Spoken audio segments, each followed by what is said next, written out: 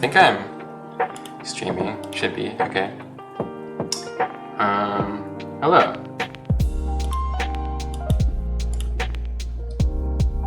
I still actually don't totally know what I'm gonna work on today.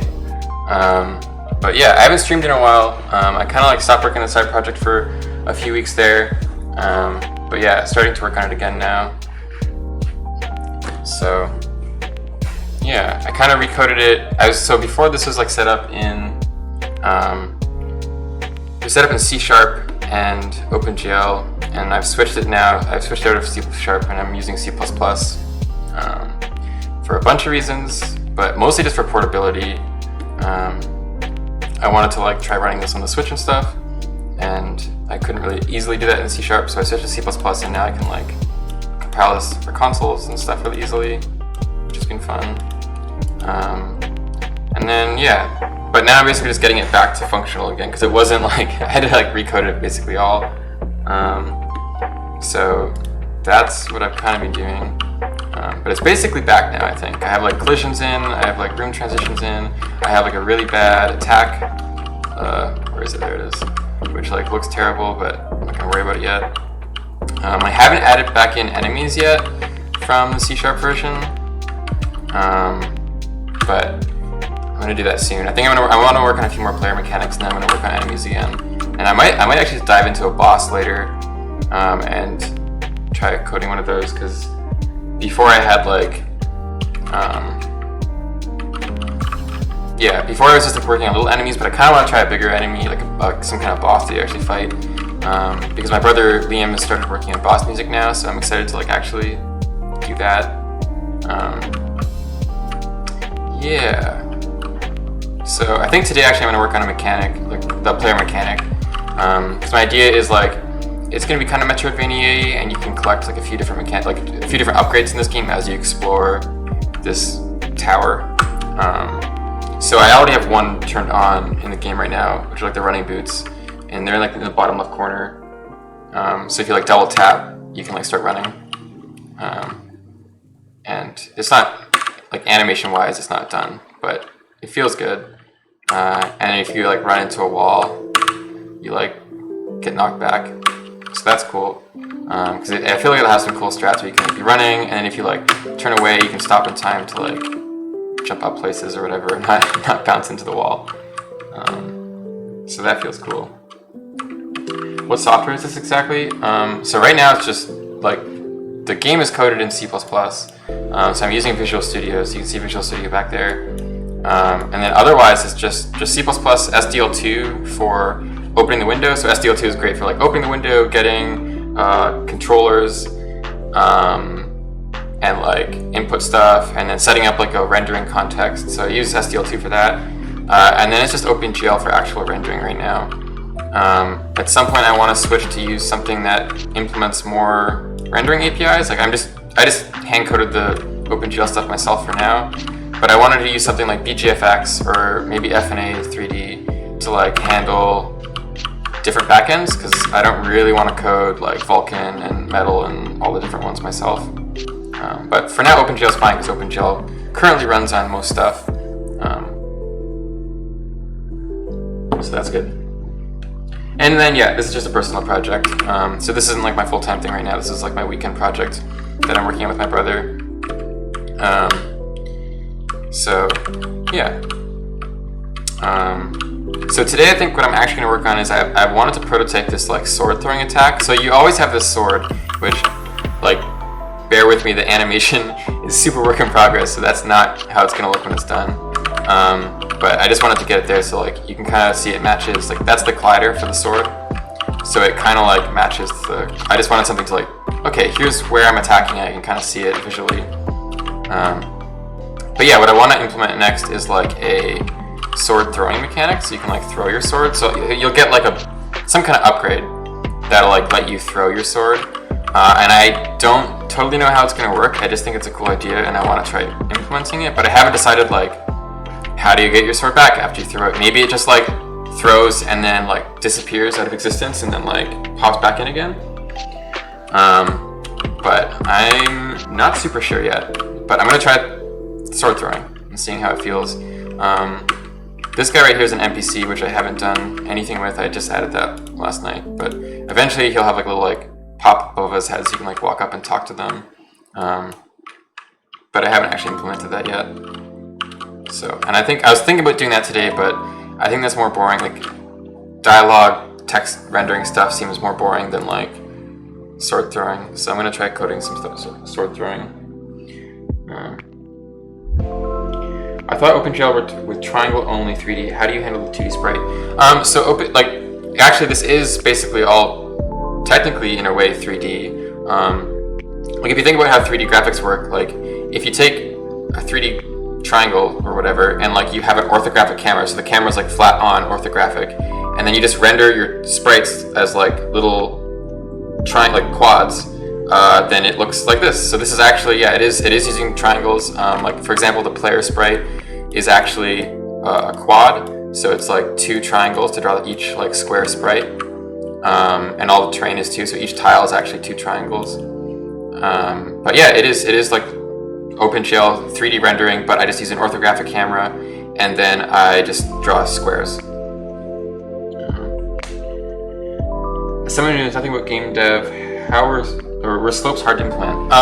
Yeah, slopes are always tricky in platforming games for some reason. In this game, what I did is like I used something called separating access theorem, which you can like Wikipedia basically, but the idea is basically it takes convex shapes, which are basically simple shapes like squares or triangles or simple polygons, not concave polygons, just convex polygons, and it calculates like how far to push out of them when like overlapping shapes intersect. So basically for this game I just did really simple, like when you overlap a line it pushes you out of it, and that's how I handle slopes in this one. So there's not a lot of magic here with the slopes. They're literally just like I walk into it and it pushes me up, and that's basically it.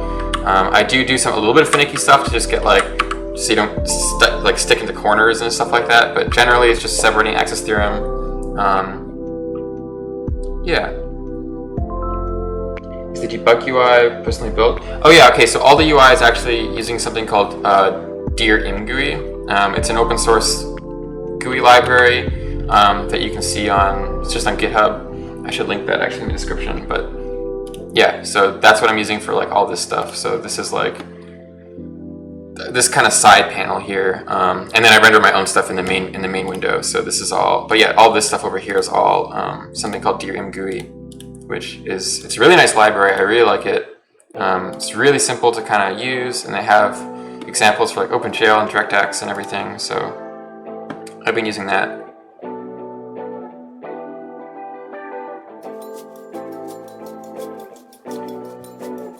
Do you use some physics library or a custom one?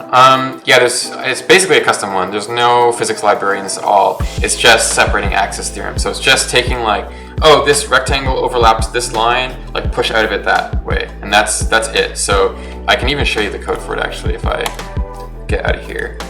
Also let me know if my volumes are good, sound and voice-wise. I didn't really test too much. But yeah, I have a collider component that I've written, and I guess I'll show you the header file. A collider component can either be like a box, a line, or a circle, and it has different values for those things. And then when it checks, this is a bunch of ugly code, but basically I just have like a circle to circle check, and then like a convex shape to circle check, and then a convex to convex shape to check. And like when 2 convex shapes overlap, which are like a rectangle or like a triangle, they check each axis of their shape. But yeah, I'm not going to get into too much about how that works, because you should just look up the Wikipedia article on like separating access theorem and take a look, because it's going to explain it better than I can. But the concept is simple, where you just like check if 2 shapes overlap and push out of them, and that's all I use for collision. So I don't use there's no box 2D or actual physics engine. There's no like true physics. It's just like I move the characters around, and then when they intersect something, they just pop out of it. That's it. Music may be a tad too loud. I can fix that. Let's pull this down a bit.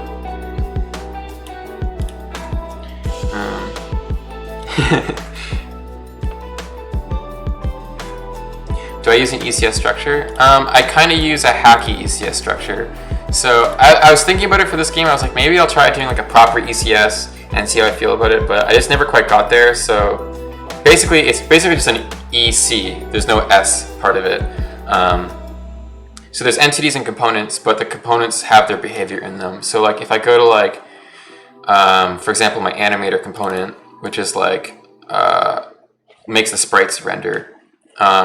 It has the behavior inside of itself as well. So it has the variables for like what this thing is. Like it has a sprite and rate, stuff like that. But then it actually has implementation as well. So it has like an update function inside itself that gets called. So it's basically an ECS, but just minus the S part. And I just like it this way. I think an ECS is probably nicer long term.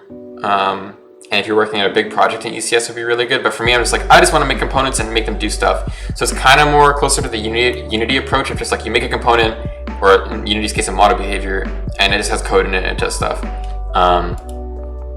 So for a game like this, I like that a lot more. Because then, like right now when I add a new component, I just like, oh, make a new class called like, I don't know, whatever, stretchy sprite or something, and then just code it in there, and then I don't have to like make a system for it that handles it, none of that stuff.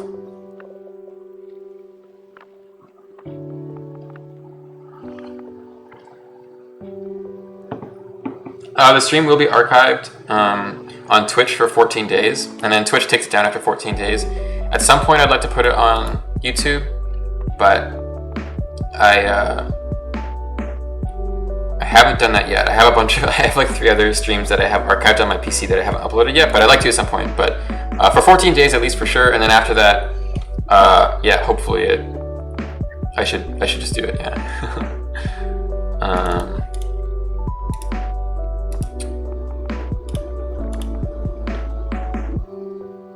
Thanks.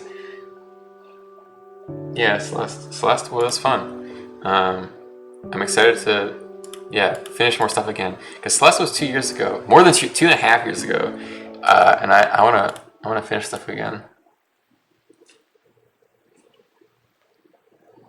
Cool. Yeah. I'd like to archive them on YouTube, so I'll make that a priority soon and like upload all of them. The previous ones were all in C#, and then now they're in C++. So bit of a change up there, but that's fine. Yeah. Oh, hey, Grayson. That would be sweet. Yeah, we should do something. At some point, I want to make a little 3D game, so I should hit you up about that when I actually start prototyping some 3D stuff. Because I'd love to like try making my own little 3D thing in just C++ as well. Like this is all 2D, and 2D it's pretty straightforward to like do that stuff. But I'd love to try making my own 3D engine at some point. I say engine in quotation marks because it's not like I don't want to make a big thing. I just want to like make a game myself. So in 3D at some point. Okay, so I want to start working on actual stuff here, but yeah, feel free to like ask questions as I go, or like about anything related to game dev stuff.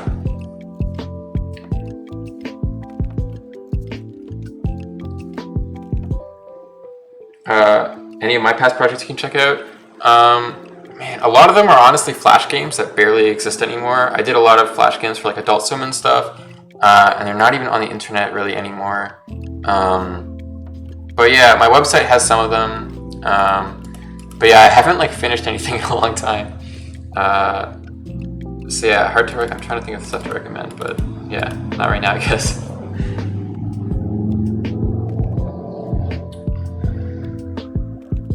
Has there been an inspiration for the character and style? For this game, yeah, there's like.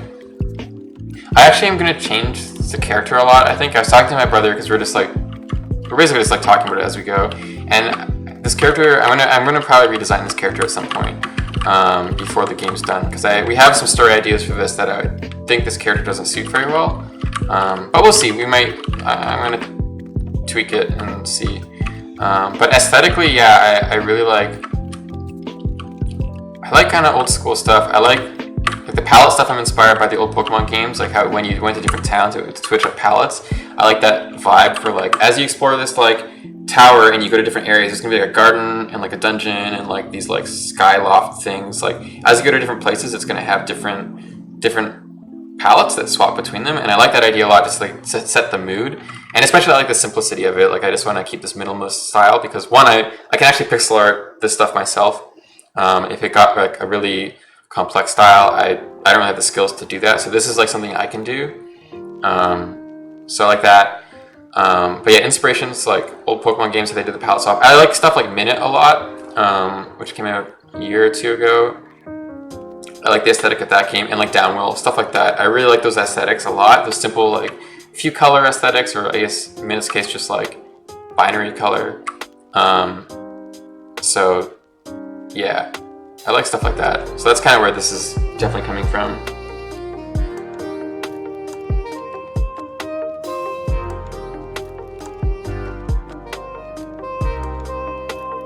Oh, hey, Ben. Thanks. Cool, thank you. Yeah.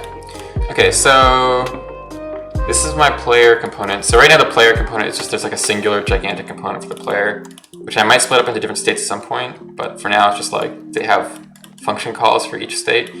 So there's like a slash state, which apparently Visual Studio doesn't want to go to. What's this bookmark do? I don't know why that's there. Okay. So yeah, I think for this, basically, I should make it so the save data has this object. Okay, yeah, so I have these like two variables, one called has boots and one called has throwing. So if I set has boots to false and then run, the player will no longer have those boots, those running boots that I was talking about at the start of the stream in the corner here. So now I can't run anymore.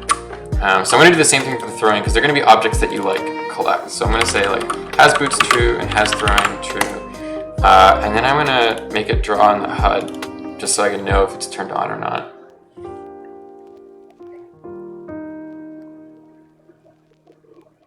Will the rooms be procedural generated or laid out? They're going to be fully laid out. This game's going to have no procedural generation, at least in terms of like, yeah, game content. There's probably going to be some randomness in terms of like visual effects and stuff like that. But the actual like layout of the game is going to be, I think, 100% designed. Yeah, but I mean, we'll see what happens. So yeah, this is the HUD class, which is just actually a single render function. So it doesn't really need to be a class, but it is right now. And then I'm just manually adding stuff here. So like the inventory says like, I say like, do you have the boot in your save data? And if you do, then it draws them. So I'm just going to do the same thing for the sword throwing. So if you have the sword throwing upgrade,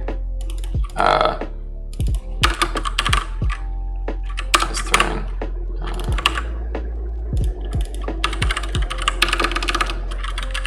I can't type. And for now, I'm just going to use the same texture as the boots, so it's just going to have two boots, which isn't going to be accurate, but that's okay. And I'm going to be really lazy and just add, like, draw this 24 pixels to the right. Simple. That's too far to the right. Let's draw this 12 to the right.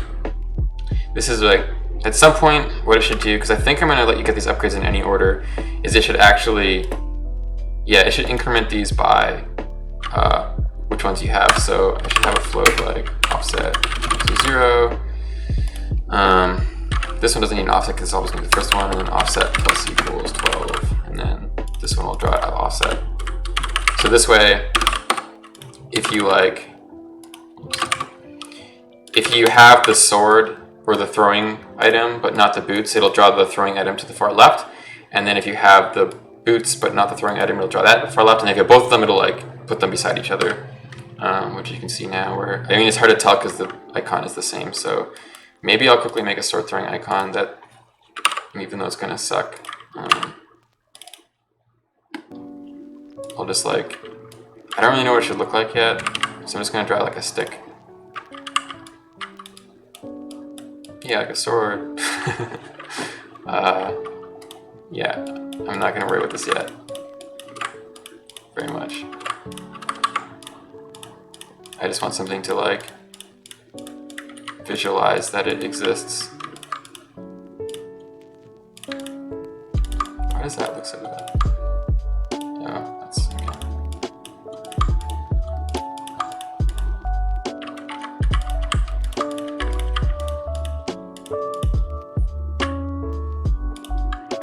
There's my sword throwing icon. It should at some point represent that you're actually throwing it, not just a sword. Oops, that's a stream.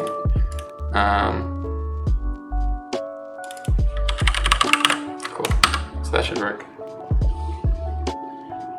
Yeah, it could just be an S for now. That did not work. What did I do? Oh, it's not drawing the throwing icon. Whoops. There we go.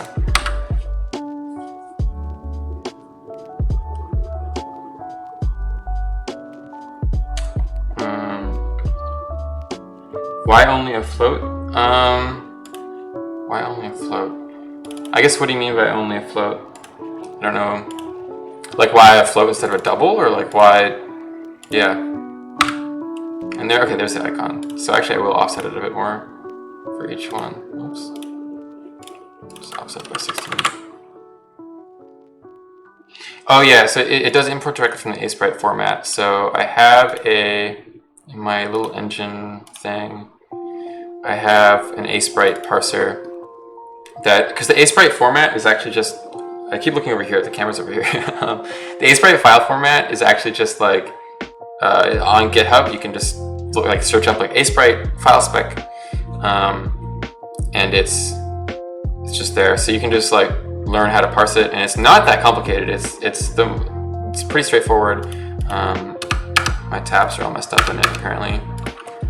But yeah, I just like went through their file format, and like they just list them all exactly as they are. So I just parse those directly, and then I build an atlas at startup. So when I actually run the game, it creates an atlas out of all the sprites, which you can see. It says graphics loaded in 59 milliseconds. So that's how long it takes to build the atlas for the whole game right now.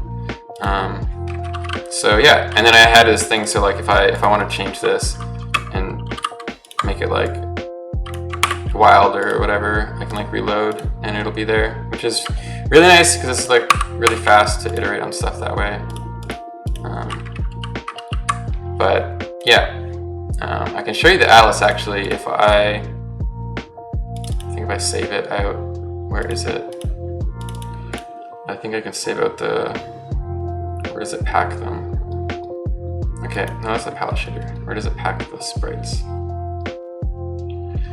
Load all the sprites. Okay, here's where it creates the texture. Oh, and it's already saving it out. So if I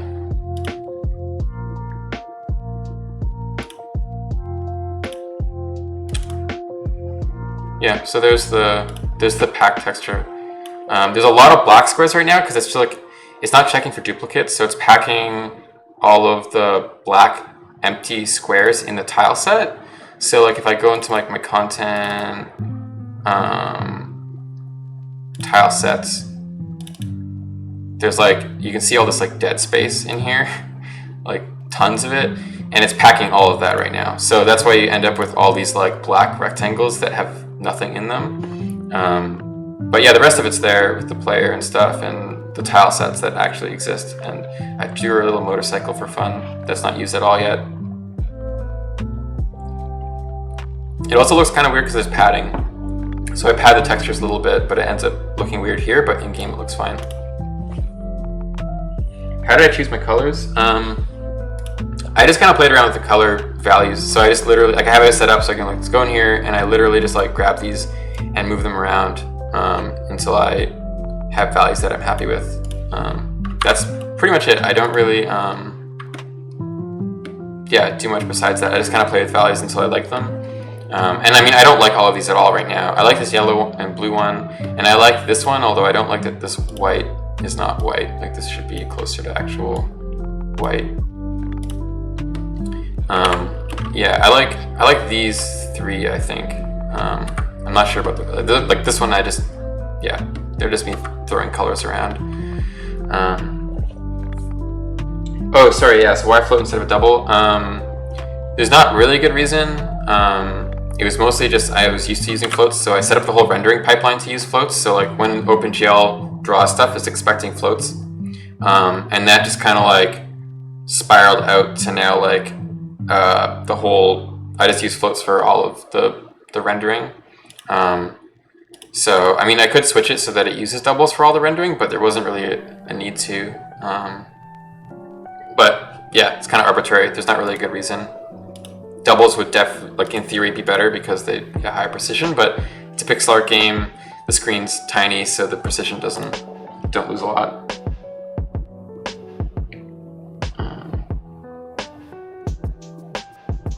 But yeah, the sprite's black and white, and then you color them in code. Yep, that's correct. So if I look at, I think I have do I have the player still open? Yeah, actually the player's a bad example, but if I open terrain, garden. So here's the garden tile set. So like if I add like white to this in here, I think this is white, okay, good. And then save that. Now you can see there's actually white in here. So now if I change the white color to like yellow, it'll show up as yellow. So it's a simple palette shader. It's a palette shader that just takes the grayscale colors, floors them to like 4 values, and then indexes into an array. So it's like, here's my palette array, which is 4 values. If you're lower than 25%, you could become the black color. If you're 25% to 50%, you become this brown color. If you're 50% to 75%, you pick the green, and then 75% to 100, you pick this yellow now, but I'll make this white again. So yeah, it's like really simple shader. The shader code for it is like also dead simple. I think I have it in here. So yeah, there's like some weird code here that you can ignore, but basically I'm just like indexing into the palette. I take the red value of the sprite, multiply it by 4, and then like floor it, and then that's an index into the palette. So it's yeah.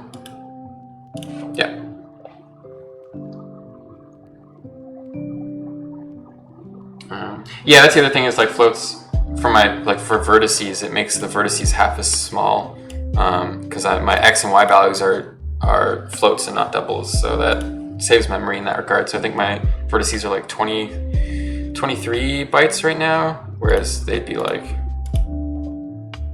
I don't know, 30-ish.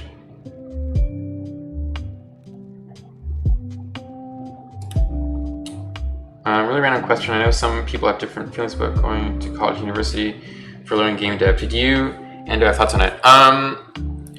Yeah, I did go to university for 2 years. I dropped out.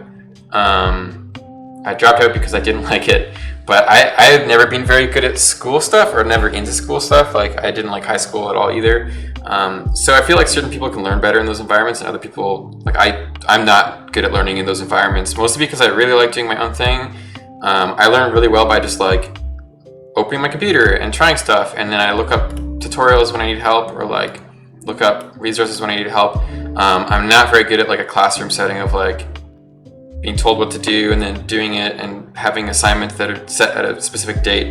I'm way better just like doing my own thing and learning that way.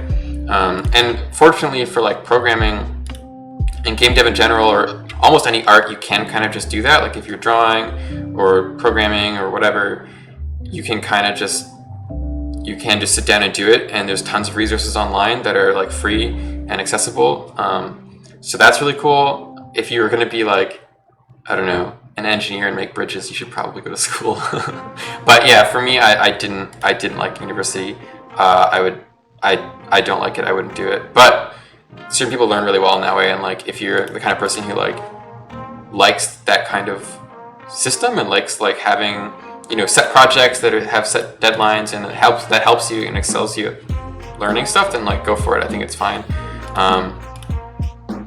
But it's expensive, and I feel like you can learn it all on your own if you just do it, but it might take longer on your own because you have to just look up the resources yourself instead of just being like, they give you the resources. So trade-off. In Canada, school's a lot cheaper, so here it wasn't as much of a like American schools that you come out of tons of debt with. Like I don't know, that sounds pretty. I don't know. Yeah.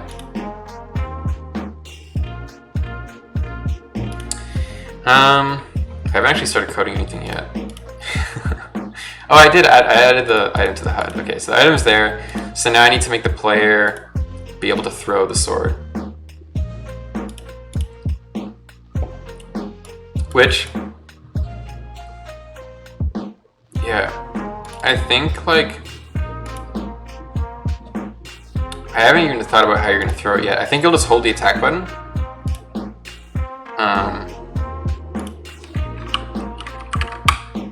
Yeah, I think you'll just hold the attack button and then you'll go into some kind of like charging, charging your throw, and then you can like release the attack button to throw it.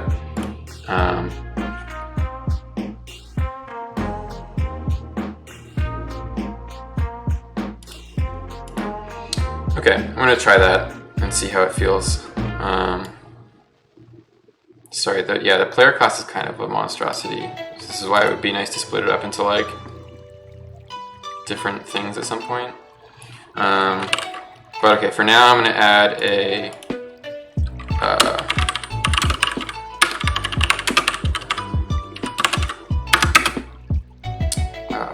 charge state.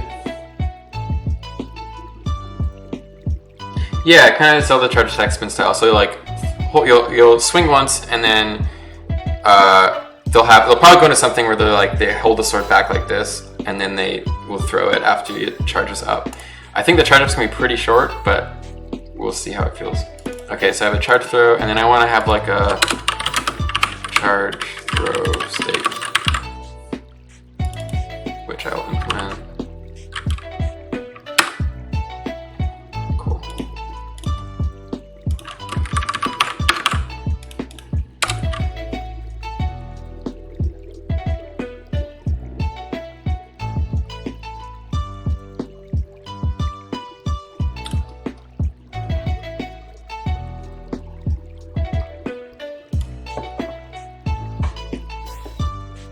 Okay, so the way I implement states right now is just kind of hacky. In the update update loop of the player component, I just have this switch statement. So I'm just going to add a new case called state charge throw. Why does that not exist? I think Visual Studio just doesn't believe me that it exists, but it's definitely there. So I think Visual Studio is just being ridiculous. This is something I found with like C++ compared to C#. Like C#, Visual Studio is great. C#, Visual Studio like knows where everything is. It finds all the variables instantly. Everything's like perfect. Visual Studio C++ like forgets about variables. Like I don't know how it doesn't know about this. I am using Clang right now, which is weird. But even if I switch to normal, it'll like still not know that it exists. And I'm pretty sure it's distinctly here, so yeah. Oh, thank you. Okay, yeah, there we go. So like, why would it? Okay, yeah. That was my bad, not Visual Studio. I'm sorry, Visual Studio. I shouldn't instantly get angry at you when it's clearly my fault.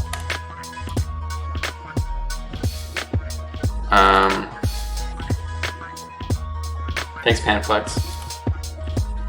Okay, so I think I need some kind of like charge timer for this, because you're gonna hold the button down, and as soon as you hold the button down, you'll do the attack, the slash state. So the slash state will happen, and then I think when the slash state is done, I think right here I'm gonna say like, if you're still holding the attack button, so if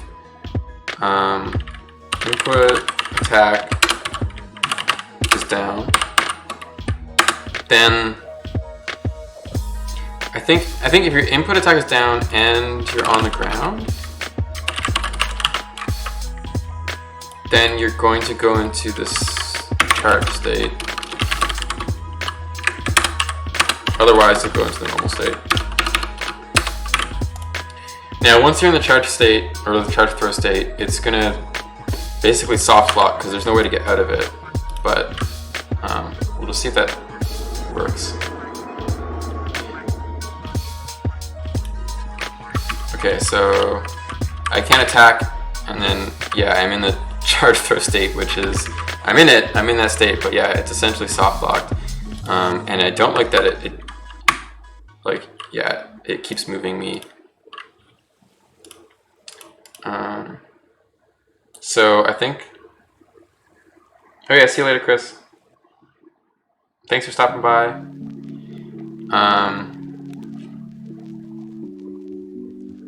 Okay, so when you're in the state, clearly the speed needs to approach 0, which I'm just going to do like a simple lerp towards 0. The ground friction? Do I ground it?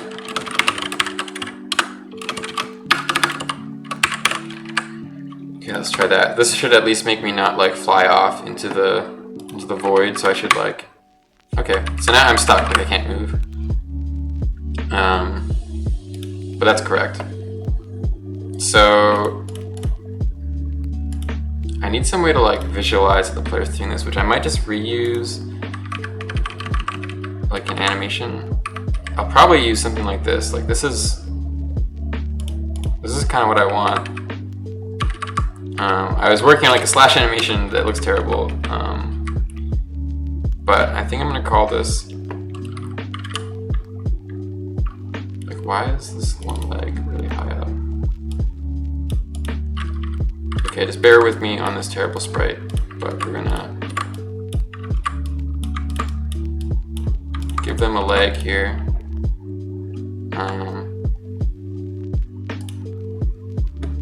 Yeah, so this is gonna be their charging animation. For now, it sucks, that's okay.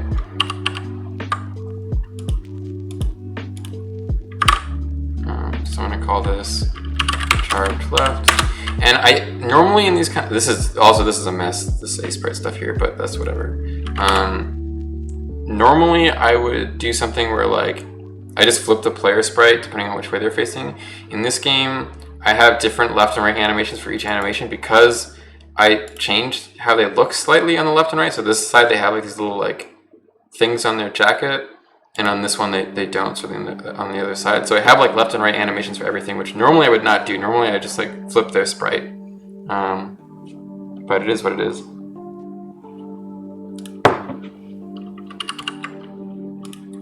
I'll change this to charge, right? And this one. So yeah, this one I'll just flip. This one actually is just gonna be flipped for now, but that's cool. And then yeah, the way I load animations is I load the A sprite tags. So like in game I can say like, hey, play idle left or idle right, and it's based on these like A sprite frames. But when the frames are like 1 frame, or when the animations are like 1 frame long, you get this disgusting, ugly like mess here. But that's fine. I don't really care. Okay. So, okay, if you're in the knockback state, or not the knockback state, if you're in the charge state, let's add this to the animation. So if state is equal to state charge throw, then you'll play the correct animation, which is going to be charge left or charge right. So now I should actually start playing the charge animation here. That's the jump button. And I'm not at all. I am frozen though, like I'm not animating anymore. Did I not save my sprite? I did.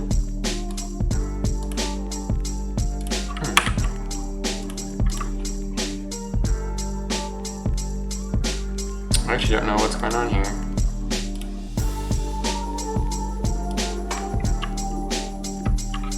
Okay, it never gets here. Where am I? Like, what state am I in? My state is 6. Charge from 6. Oh, so okay. Oh, right, because it went to the other one. Oh yeah, there's all this stuff. Get me out of here. Whoa. Where am I? Okay, there's the animation. So my sprite should exist. And then should, wait, animation index. Oh, just make sure that my animation is not the same. Then I try to find the animation.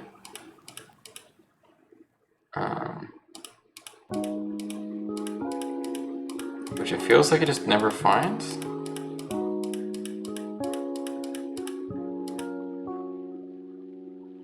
There is a lot of animations actually, it's gonna be annoying. Oh yeah, let's charge right now. Okay, wait.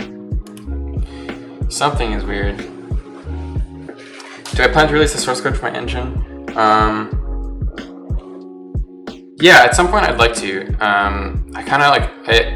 It's not a great engine or anything, so I don't. But I think at some point I'd like to just release the source code for it all, just so you can at least people can see like here's how that I did stuff. But yeah, I don't really want to until I have this thing kind of done and out of the way, because I'm going to be updating and changing it and stuff, and it just feels kind of weird to post it right now. But yeah, at some point I'd like to for sure. At some point maybe the game source as well. I haven't decided, but once this game's done, I think it would be cool to also release the source to the game itself. But we'll see what happens. Okay, I'm just gonna have to like figure out why is this not playing?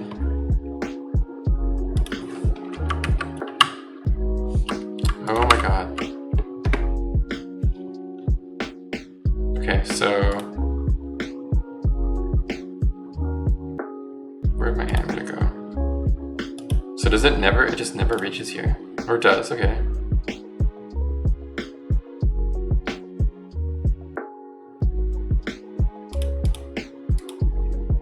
What is going on? Something's weird, like with my animation stuff, like.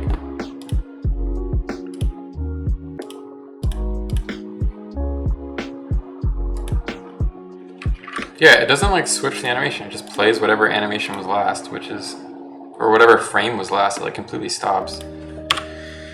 So something is weird here.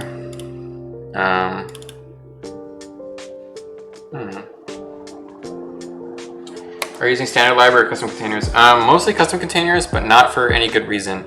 Well, string for a good reason. I like my string class a lot more, but I have my own vector class as well, which is, I think, pretty much pointless.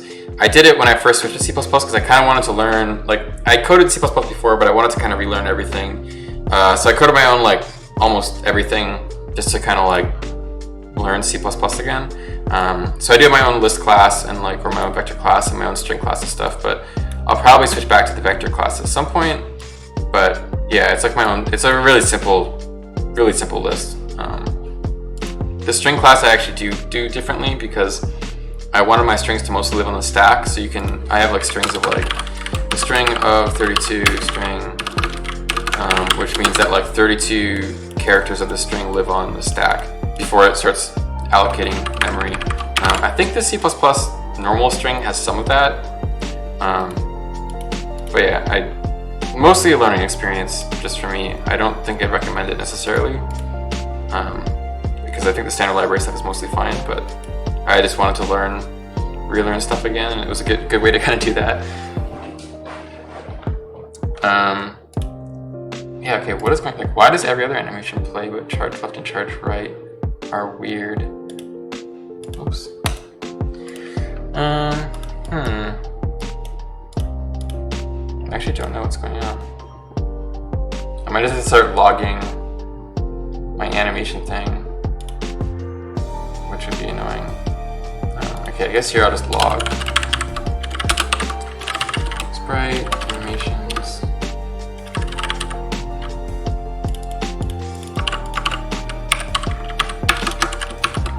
Whoops, that's not how you do that.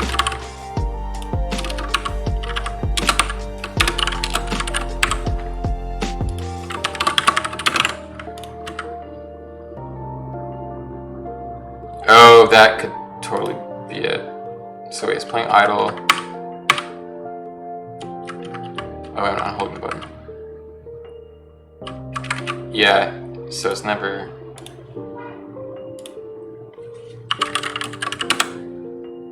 Let's make sure that this is. Is that what I'm doing? Oh no, it's lowercase.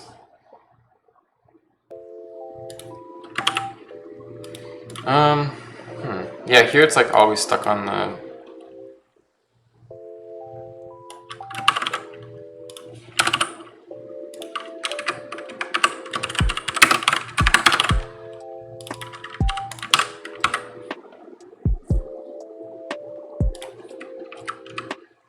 So it's playing the correct one, and then I hit... Okay. Oh, it's like switching back to idle right? Oh, like every single frame it switches back to... Like it is finding it, and then it switches back. What am I doing? Oh my god. I'm just an idiot. It had nothing to do with my animation stuff. Well, there we go. Yep. Okay, cool. Well, that works now, so that's cool. Good stuff. I love if statements. Love them. God, been coding for 20 million years. Still do that. Okay. So, yeah, I think one thing is the slash state actually ends pretty fast. Like, how long is this? Like, yeah, 0.9, like, not even a second. So before it goes out of this. So I actually don't think I want to go into the charge throw immediately from the slash state. Like, I think it needs to like go back to the normal state for a bit, and then if you're still holding the key, then it could do that. Because it feels like this is going to be like really fast. Where like I don't even like. It feels like you'll accidentally go into the state a lot because it's pretty short the amount of time that like you do. Although I guess if this just ends, like if you just like let go of. So like if you say like input attack is no longer down, then you just immediately jump out of this state. So then you say state normal. Then maybe it'll be fine because you're already going to be normally like your friction's already going to go back to normal stuff. So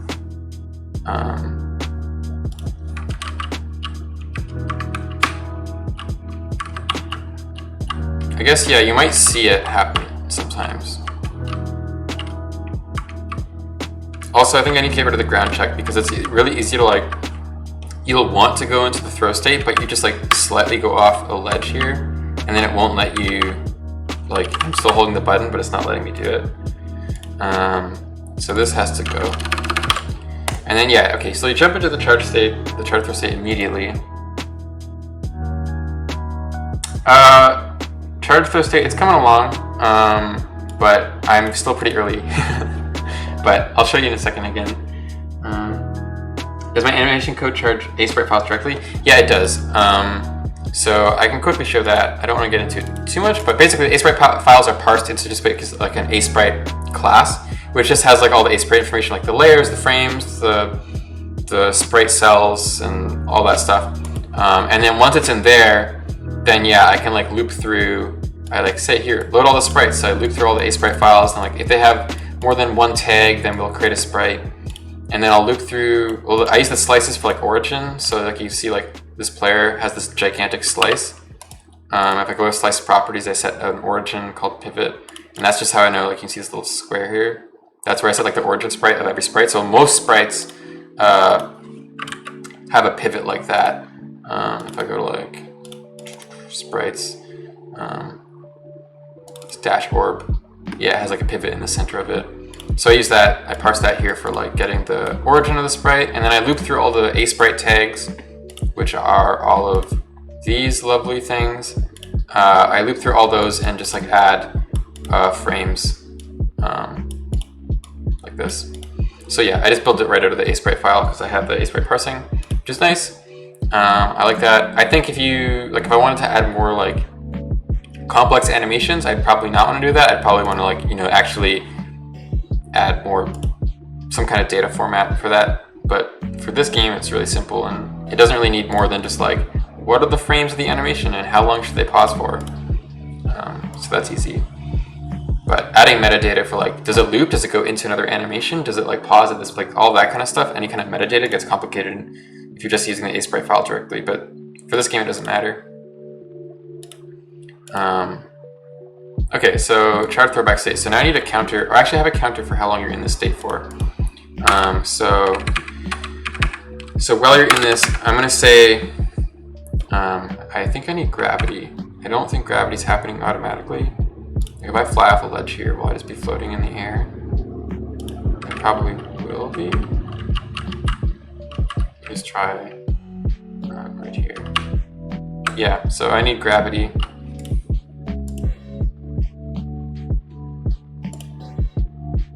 How does gravity work? I think the normal state should have gravity. Yeah, I just like move towards the max fall speed, so I'm gonna copy that for this state. To this state, and move horizontally, and then you're also gonna move down. Oh, that's not gravity, that's falling too fast. Max horizontal speed, jump, friction, gravity. Oh, gravity's pretty complex, but for this state, it doesn't need to be. This one can just have normal. Oh, it just increments speed. Okay. So this one can just have normal gravity.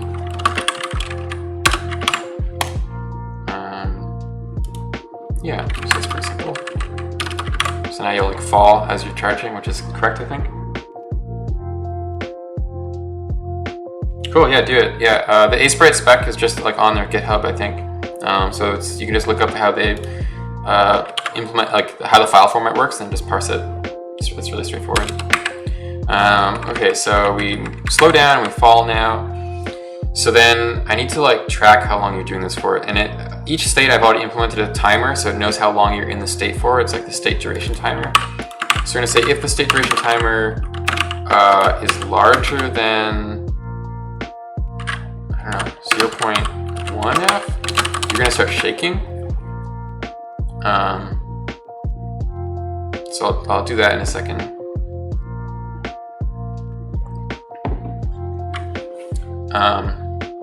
Actually, no, maybe once you're actually at the charge time. So I'll say you have to charge for 0.5 seconds, which I'll make a constant variable for that soon. But if you're fully charged, then we're going to take the animator. What's my sprite called? Just split sprite. It's going to equal. So the sprite position is normally 0. So we're just going to do. I'm going to use a sine wave for this because I'm lazy. It's going to use state duration times 10. Yeah. I think that should. It needs to be a vector 2.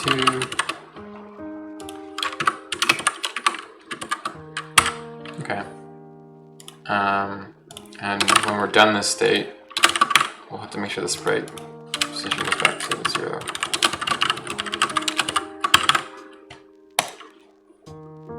Oh yeah, I've seen cute headers. It's really cool. It's really cool. Yeah, I need to look at that more because it seems really nice for just like, I mean, getting game stuff together fast. I like how it looks. Okay, so I should. So my shaking is way too slow, but it's there. You saw it. Just make that way faster. I'm using a sine wave as a shake because I'm lazy and don't want to like.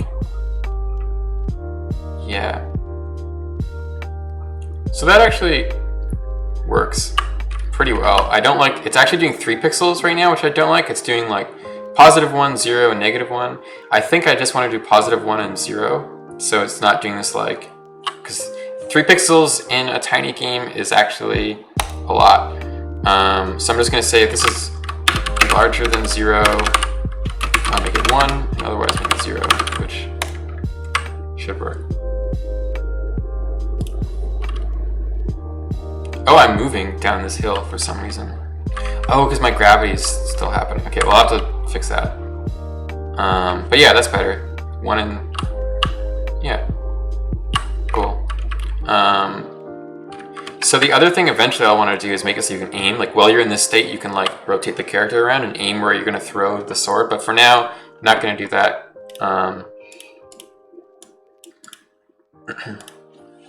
So I actually am going to add a constant for this. Here's all the constants for this player. Static, const expression, float. charge throw duration, I guess. I don't know what to call it. It's how long it takes before the timer is ready. So if you're not holding down anymore and the state duration is smaller than, I should listen to it. So if you're not holding down anymore, if the state duration is less than the charge throw duration, this should be larger, equals to, then you'll go back to the normal state. Otherwise, you're going to actually throw your sword.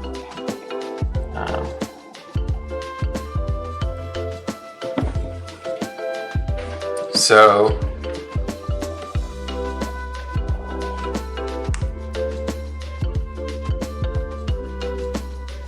oh, cool. Oh yeah, oh, that's awesome. Yeah, I follow you on Twitter.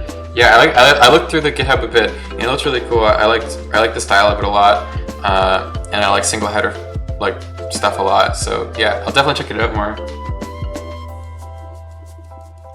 Yeah, so far Asprite has not made changes to its file format. I think I wrote this Asprite parser almost 2 years ago, and it hasn't changed. This format's been pretty consistent, and also the way it works, like the Asprite file is kind of split into chunks. So there's like the frame chunk and the layer chunk and stuff like that. So if you have your parser set up to like distinguish the proper chunk, like, oh, is this a frame chunk or is this a layer chunk? Then if they add new chunks of data, your current parser will just ignore them. So in theory, if they add more stuff to the file format, if you code your stuff right, it shouldn't affect you too badly. And they have stuff in there for future use, which they haven't used. So I think as long as you just kind of account for that, I think if they make changes, it won't be too bad. But yeah, I guess if there's big changes, then yeah, it'll break. But so far there hasn't been.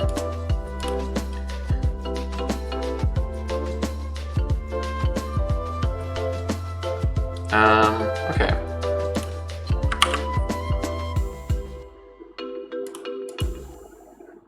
Let me see here. Okay, so this charging stuff kind of works.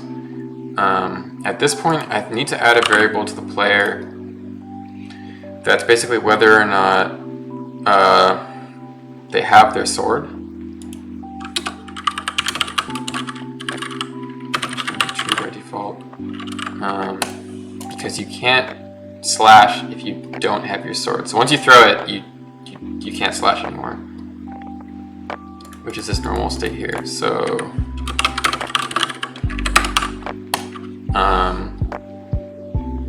I don't know how you're gonna get back. I think when you throw your sword, it's gonna be just a timer.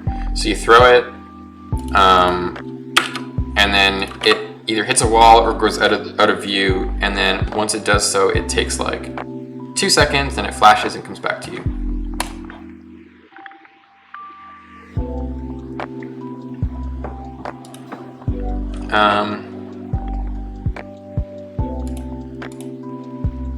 Yeah. Okay. So at this point, we go to the normal. Actually, we're gonna go to the normal state regardless of which.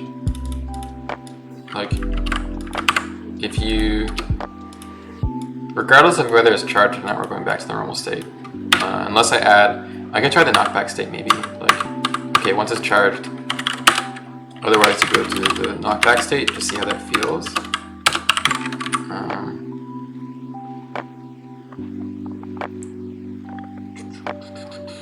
Yeah, let's see how that feels. Cool, yeah, thanks for dropping by and hanging out. Have a good afternoon or evening or whatever. So you charge up and then I kind of like that. That might not fly because I don't know how much control I want you to lose. Like every single time you throw your sword, you just like have this knockback state. But for now, it's kind of fun, I think. So I'm gonna leave that in for now. I do actually want you to be able to flip direction right now. So we are gonna say that you can. Your facing is gonna be equal to your input. Yeah, input move. This will just flip you.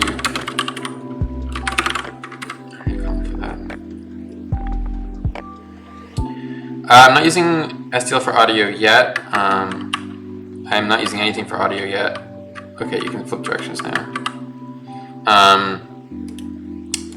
I'm not totally sure what I'm going to use yet. I might use Fmod for this project.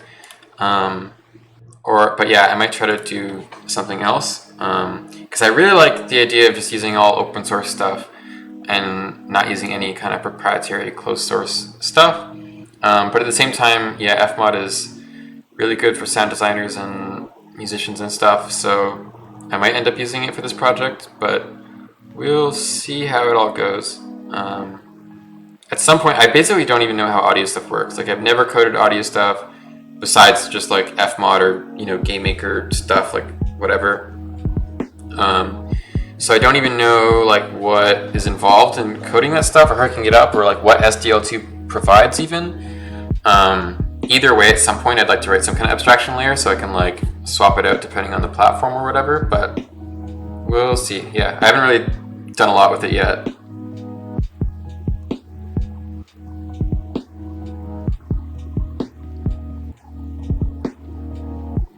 Oh, you ended up setting Clang and VS Code have the same tools everywhere. That's cool. Yeah, I think VS Code and Clang is a really good option. I'm using Visual Studio just because I ran into some like debugging stuff a while ago that I really wanted Visual Studio to like use. But I should just use VS Code more because I like VS Code a lot. I like VS Code a lot more than like normal Visual Studio actually, just because it's faster and lighter and easier to use a lot of the time. I have looked at so-called graphics. It looks really cool. I'm not using it just because I kind of really like writing that stuff myself, at least the first time. So I wrote my own OpenGL rendering. But yeah, at some point I really want to switch it out because I want to be able to support like Vulkan and Metal and stuff. So I might use SoCal or BGFX or FNA 3D, just something to like do all of the cross graphics API stuff that I really want to do. But for now I just had fun writing my own. But yeah, at some point, like I wrote the API, like I can just show you. Like I just have this graphics API that's abstracted. So it has like all the stuff in it and functions for everything. So all this stuff's abstracted, and then I have like internal graphics like OpenGL. So like here's the OpenGL implementation of the graphics. So I can solve this out at some point. I can make a SoCal or BGFX or FNA3D like implementation in here, so it should be easy to swap out my graphics library with whatever other one, which I think I'll do at some point, but I haven't yet because now I'm just trying to actually make a game now. Now that it's like in a stable state.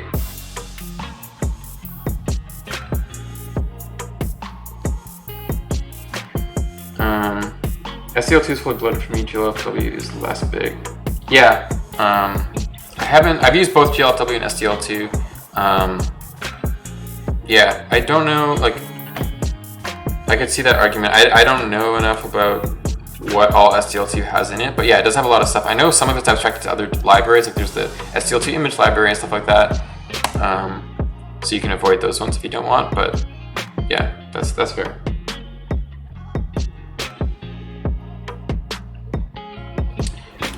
Okay, so this sword throwing kind of, it doesn't work at all, but it sort of works. I have like do I have a sword or a slice? What is this? Yeah, okay, so this slice exists. I'm probably going to use like this. No, I should just make a new one.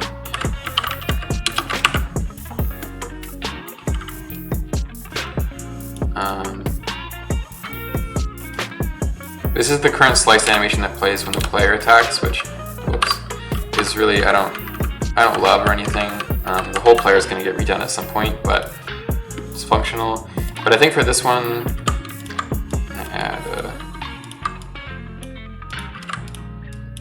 trail. So this is going to be called like throw. I need to. Right now, all my sprites are in a single level directory. I need to split them up because I have like throwing for the HUD item, and then I need like throw. I'll just call it throw, but I'm gonna have to organize all this stuff later because this is gonna be turning into a mess. I'm gonna add a new tag called spin.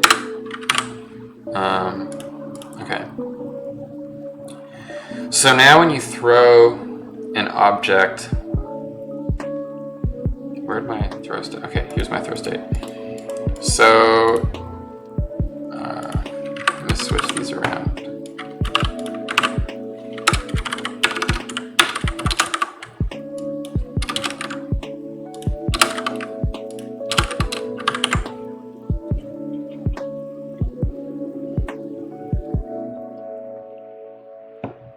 Okay, awesome. Thank you. I'm gonna check out Cute Sound. That sounds really cool. Cause yeah, I'd love to move away from proprietary stuff. I want to use open source software now as much as I can. I mean, as I work in Visual Studio, but like, I want to use open source stuff for all of my game stuff if I can. So I'd love to eventually move away from Fmod and stuff, but so yeah, I'm gonna check that out. Thank you. Oh yeah, see you later. Your sprites, do you have some metadata to describe the render offset? The render offset is described in, I use the asprite slices. So asprite has this like hidden feature under here called slices. So I make a slice that's currently the whole like frame, and then in the properties of the slice you can set a pivot point. So I set a pivot point for the player, for example, here, and like there it is. So asprite just actually has that feature built into it. And yeah, they're kind of janky, they're kind of weird, and like you can accidentally like end up with slices on different frames in different places and stuff. But they work for like the simple need of like, having to have an origin or an offset. Okay, so now you will not have the sword anymore. So has sword false, and we're just gonna throw an object. So I'm just gonna create an object for now. Create entity at our position, our entity's position. That's kind of ugly code, but so I don't know what to call it. Let's call it a sword. So you're throwing a sword. I'm going to offset it. Actually, I'm going to look at my slash state to figure out how I get the. Oh, I just get the value of the normal. Okay. Yeah. So this is going to be the direction you throw it. I should abstract this into a function. So get throwing direction. Create the sword. We're going to offset it by the. We're going to move it up a bit because your origin point, the position of this object is like its feet. So we're going to say like -10, and we're going to add direction times like 8. It's making up numbers.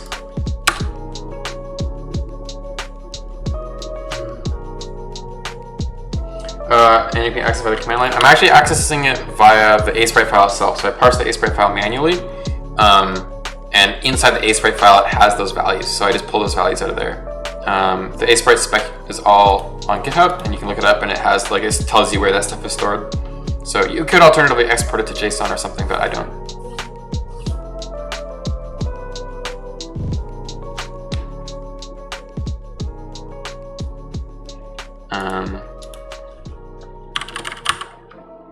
So okay, I have this sort entity, so I'm going to add a sprite to it.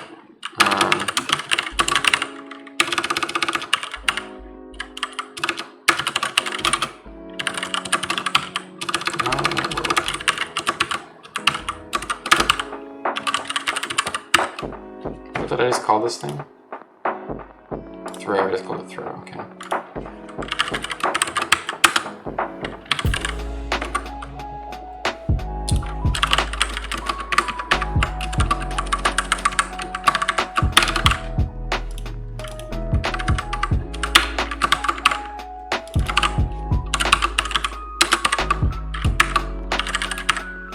Wait, no, this is called spin. Okay, so I created a sword sprite, I created a sword object, I created it, gave it a sprite, I'm gonna give it a mover, and a mover is, I need to collide with this actually.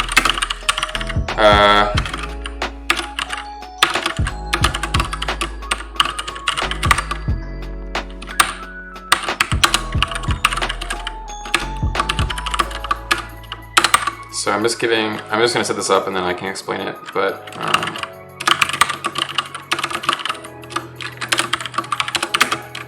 I don't remember what the radius. I think the radius should be 10. These are a bunch of this stuff should be constant values, but I'm being lazy.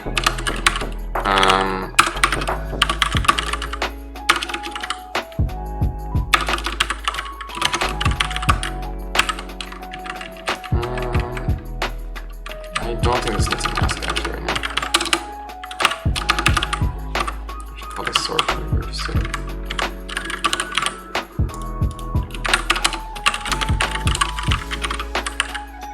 So the collider is just a simple collider. Doesn't do anything. It just needs to. I need that so that I can check for collisions against the solids. There's actually a chance here that when you throw the sword, it will already be in the ground or something. So I don't know how I'm going to account for that yet. I think I actually need to disable the collider until it's not colliding with the ground anymore and then re-enable it. But then, yeah, we'll see. There's going to be something weird with that. For now, I'm just going to ignore it. Maybe it'll pop out of the ground properly. Don't know. So, add mover and then sword. Mover. Does this have a constructor that takes a collider? It does, okay. So take that. Okay.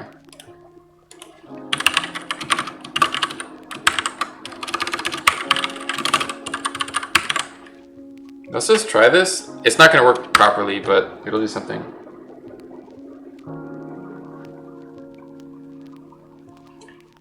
Oh yeah, for Rust you can totally parse an ASprite file. Like you can just open it in some kind of binary reader and then read the bytes. Like that's all I do. Like I can just show you. Do I have it open still? Yeah. Like I just have a simple like stream struct that just like reads, you know, values from it. Like reads a uint32 and like with a little byte order endian, and then it, yeah, so just reads these values in the proper byte order, which is this thing. And then, yep, that's it. So Rust 100% has some kind of binary reader. I haven't used Rust, but yeah, that exists for sure.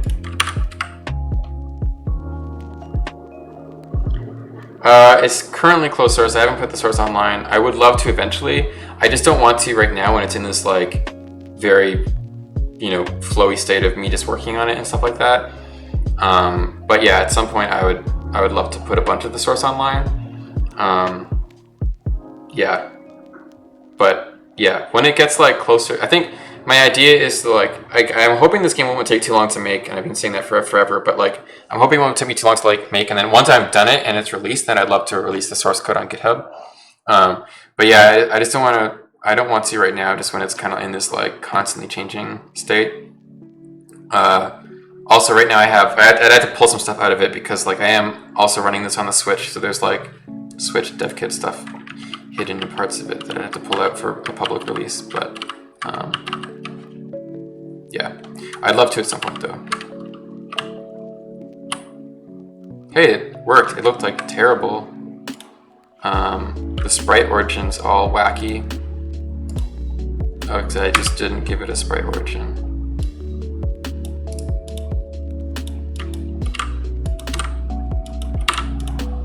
Okay.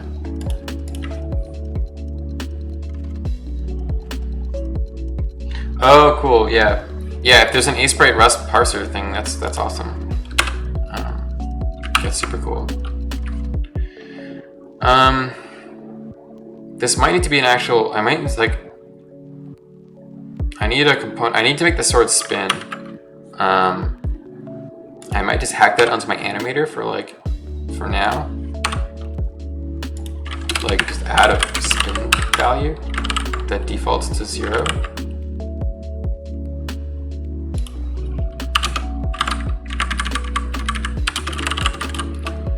Which, I mean, I don't really love that the animator component has a spinning thing, but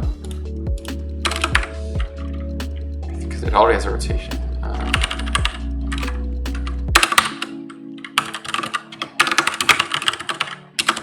But I think I'm going to do that for now because it's just going to make things easier. So sword sprite spin is equal to like, I have no idea. Just making up numbers. That's cool. Everything's spinning now.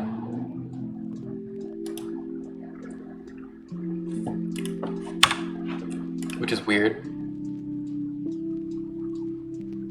Oh, it's because this constructor doesn't...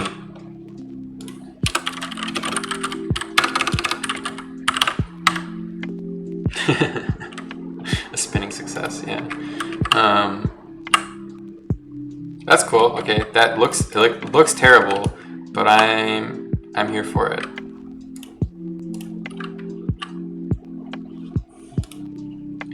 I want to make it move like way faster. I want it to spin slower. I don't know. I want it to move like twice as fast, and then when it hits a solid thing,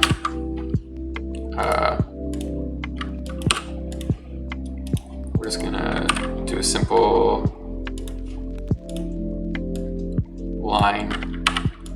I'm gonna like all this sprite stuff is like super rough. I'm gonna modify it a bunch at some point. I'll just name this stuck for when it's like hits a wall or whatever. Okay, so sword collider or a sword mover is gonna need on collide, which is a lambda, which we'll need to take the sword sprite.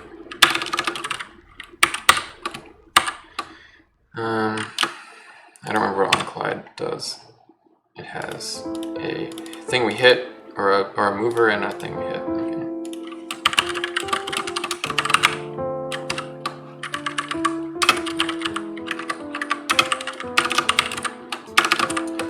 So I could code this object as an actual, like, I could give this object a custom, like, I might end up having to make a custom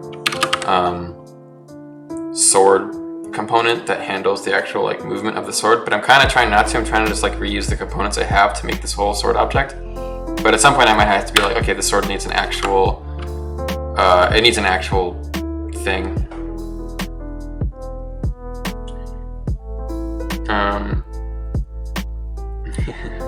Probably a hot topic, asset pipeline. I guess it depends what you mean by asset pipeline. Right now, there's no asset pipeline. I'm literally just reading the sprites. Like, here's like the assets are here in this folder. So I have like fonts, just a TTF file. Maps are just like binary data. Sprites are just ASprite files, and then terrain and tile sets are also just ASprite files or PNGs. So there's not really. This game is so dead simple and like lightweight.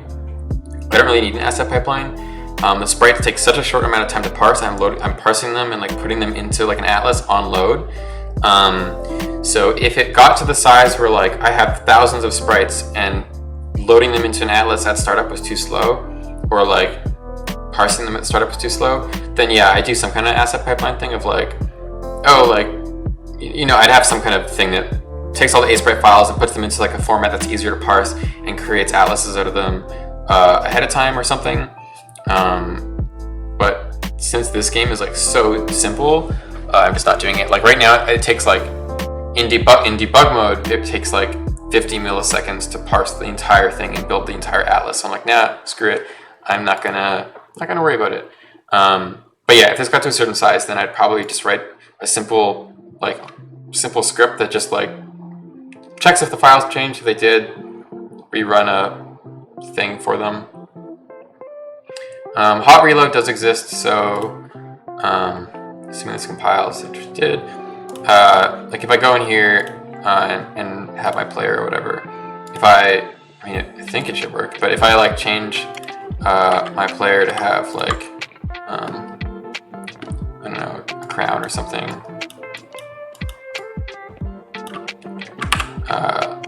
then I reload my assets, it'll show up. So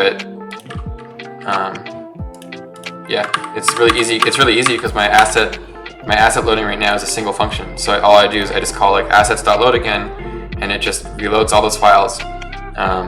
So hot reloading, when it's just like a single gigantic function that just like loads all the stuff, is easy.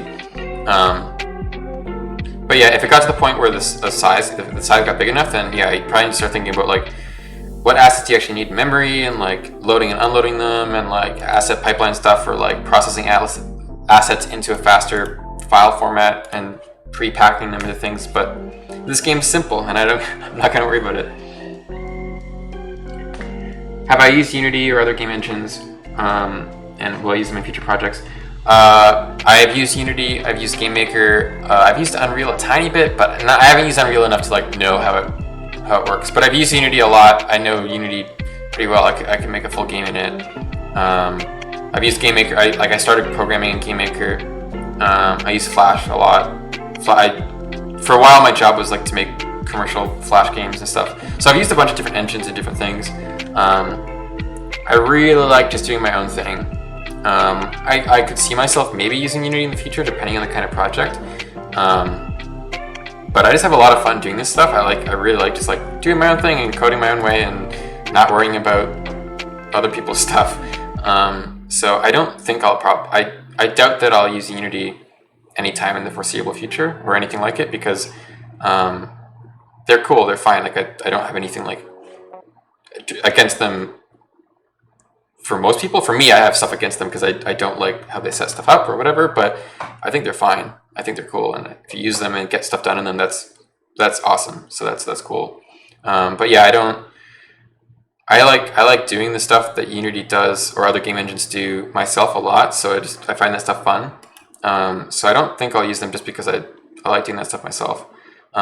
There's probably some threshold somewhere where like if I was making a 3D game that had needed all these like very specific things that Unity or Unreal or whatever like have set up for me, then like the cost of like the trade-off there starts being like more in Unity's favor.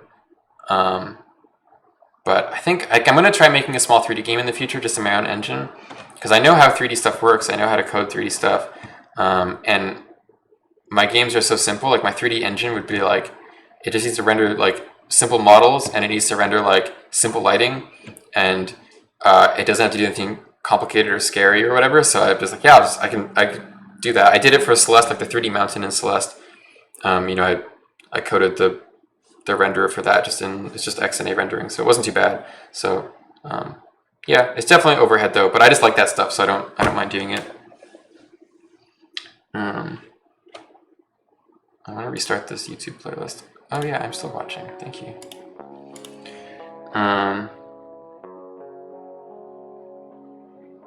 Yeah, it is a stupid amount of work. I believe it. But I think it depends on like what you want, right? Like the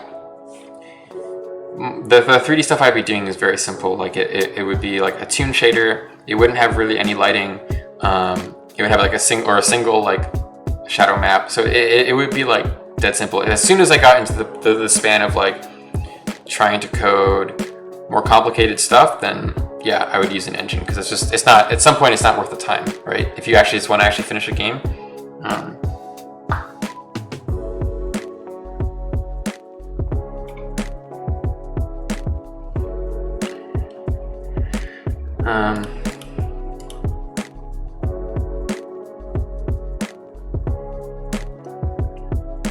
Yeah, currently this is like I'm not really using 3D. Like I think the Z buffer, like the depth buffer is turned on.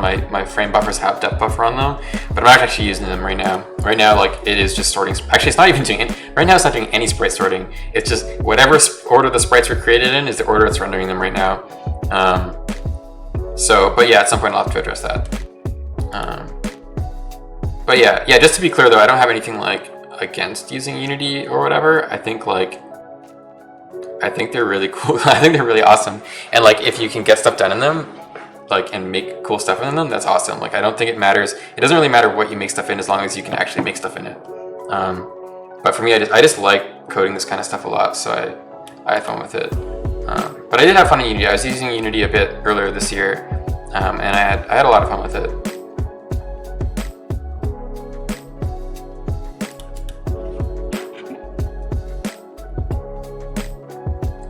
Okay, so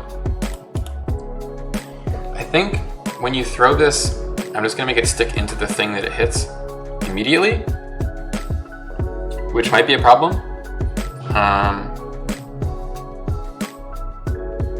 to try it. Also, sorry if I missed your question. I don't know. I think I got all of them, but if I missed any, sorry, I'll try to get them again.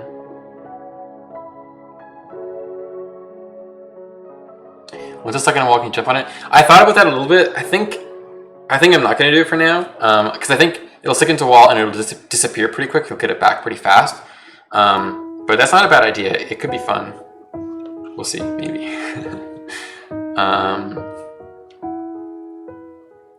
So this has a collider. I think this collider is going to be, I think I should make this collider actually way smaller. This thing's going to need 2 colliders, honestly. It's going to need a damage collider, and it's going to need like a collider for hitting walls. And they're going to have to be different sizes, because the damage one should be really big, and the one for hitting walls should be pretty small. So this will be the wall one for now. So then when it hits a wall, I'm going to give it a normal. Well, first I'll just say that our mover speed.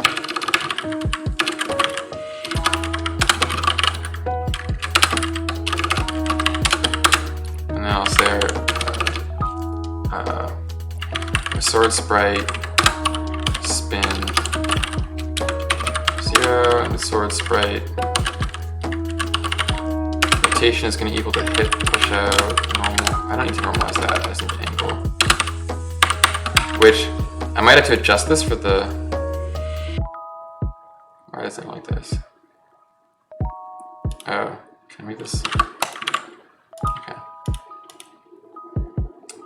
Let's just try that.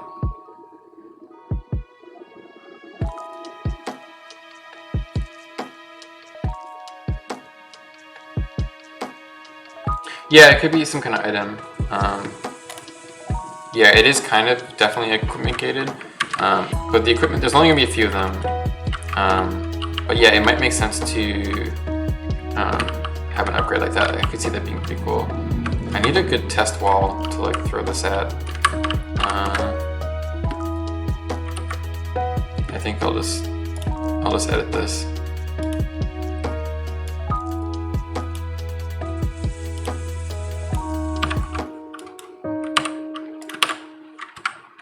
Okay, so crashed. There we go. That's what I wanted. What? This was a, what the fuck? Huh. I feel like this is related to lambdas not existing, or not holding the... Yeah, my sword sprite reference is like completely fucked up. Oh, that's wrong. That should not be a reference, because this reference is going out of scope, or this thing is going out of scope immediately. How do I... Expression must be a modifiable value. How is this not a modifiable value? Ugh, I don't remember I don't know C++ functions well. Well, that's gonna be wrong. I don't want it to be a reference. I want it to be an... Oh, I can probably do equals, right? Set. Why is it not? Yeah, I mean, I want it to be a modifiable value. I want it to be able to... Okay, well, I'm gonna come back and figure out a function pointers, how I can make that a modifiable value later. And for now, let's do mover entity get animator.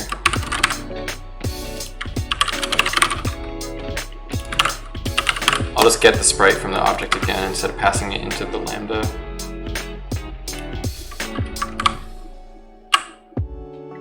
Okay, that worked. Seemed to work anyways. It needs to play a different sprite. So it needs to play stuff, I think is what I called it.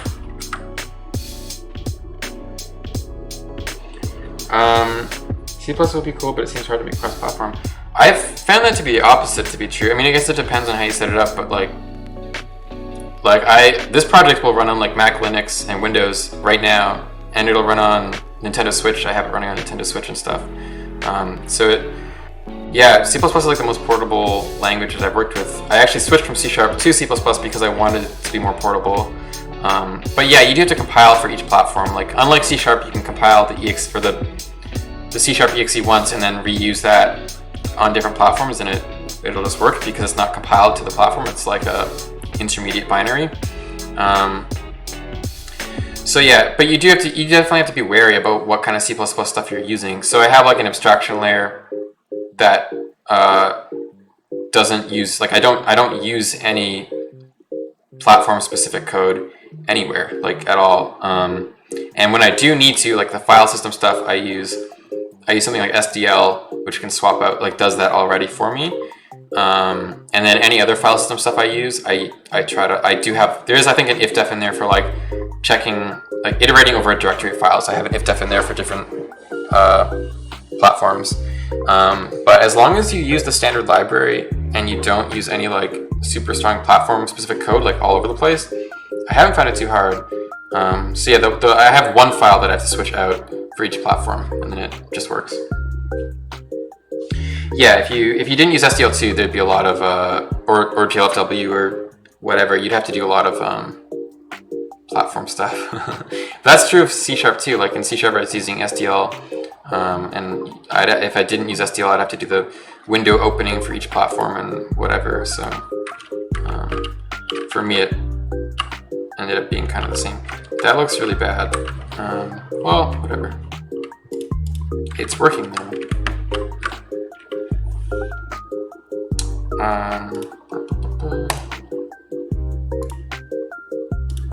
I guess the thing is, like, this is wide, and then I should just make this like this or something, so it's like kind of weird looking.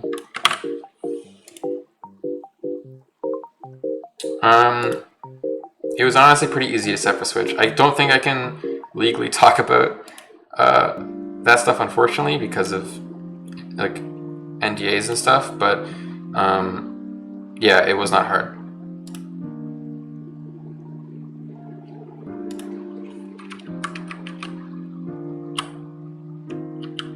Okay, that's pretty cool. So now I need to make it disappear and give me my sword back, because I don't get my sword. So I'm actually going to add a timer component.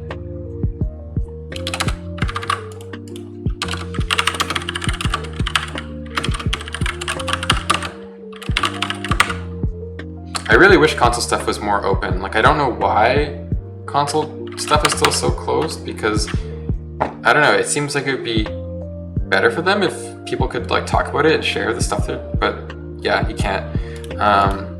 But yeah, maybe one day it will be. It seems like it's slowly getting better about that, but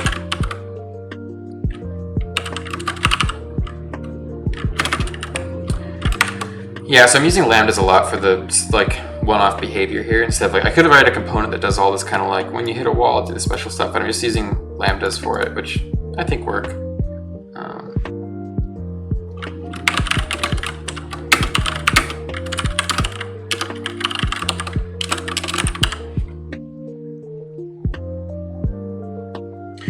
Yeah, I'm really curious to see where the Apple lawsuit stuff goes. I really hope that it does open up that platform and hopefully other platforms more. Yeah, because I definitely think it would be sweet that, you know, if they were forced to be more open with their platform. But yeah, I don't know. I have no way to tell. Like, yeah, I have no way to tell how that's going to go. But I really hope it does. I hope it makes like sweeping, vast changes. That would be sweet.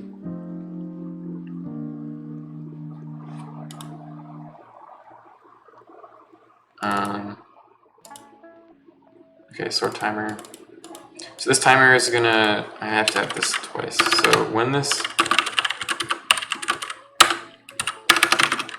it's gonna have a reference.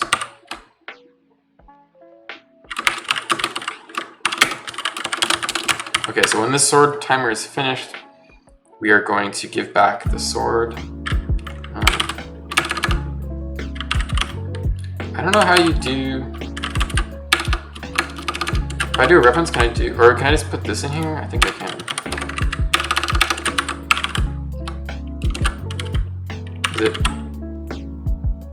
Does it have to be a public variable? Maybe can I put a reference to has sword?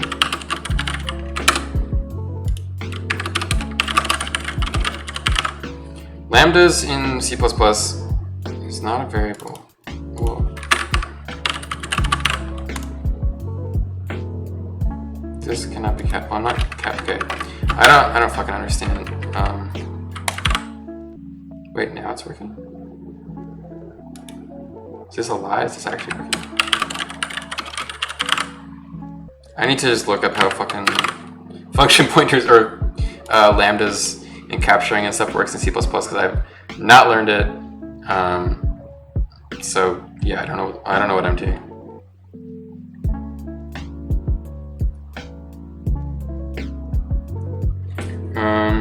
Can't anyone sign up for the dev program? Is that why you need to start getting into that? I don't get the NDA strictly if that's the case. Yeah, anybody can sign up to the Switch stuff, but you have to be like they have to okay you.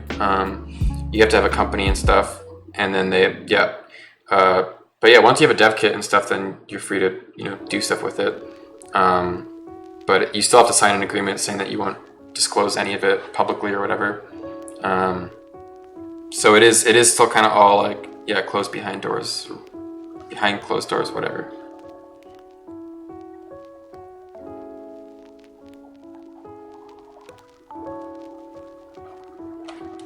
Okay, so I can't just capture this? Okay, cool. That seems like it's working.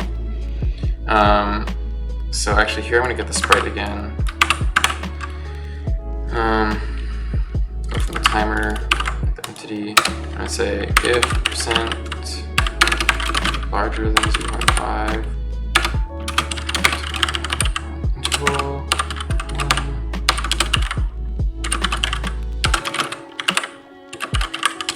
So I'm gonna make this sword object flicker when it's about to run out. And then when it does run out, it goes here, and then I want to say timer entity done. So this should all work, maybe. I should be able to hold it and throw it, and then I get my sword back. So that's all like working, which is cool.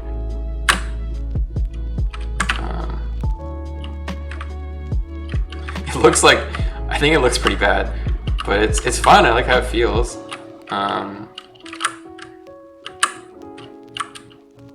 I need to make it actually like break, like, so it has to be able to do damage basically.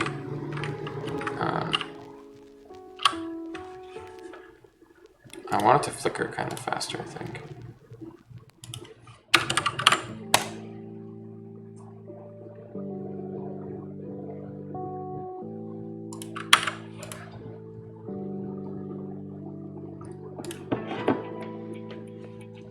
I also don't like I want the angle of this thing.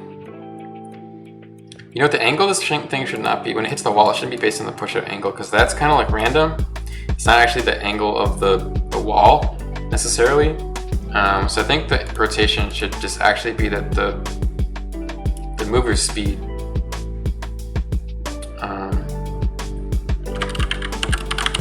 Which I just set to 0, but I'll have to change that. I don't need to normalize this, I just get the angle. And then after this, we'll set the mover speed to 0.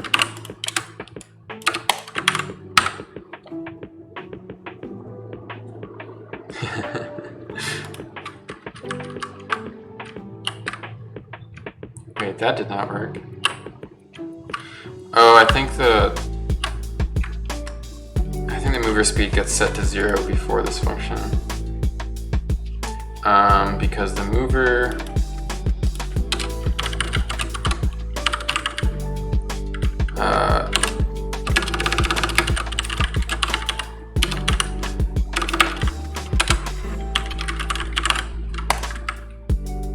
default will already resolve the collisions and set the speed to 0 and stuff, which I don't actually want. That's still not working. That's 100% not working.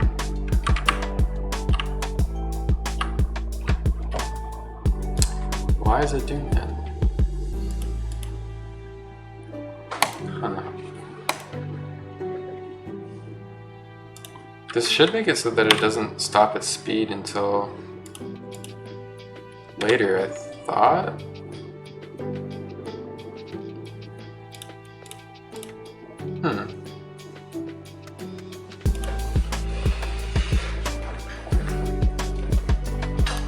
Yeah, I don't know why it's rotating weird, like why it doesn't, oh, maybe the spin thing I added to it is like wrong. Let's try getting rid of that. Seeing if this makes it not be weird. No, it's definitely weird. Huh.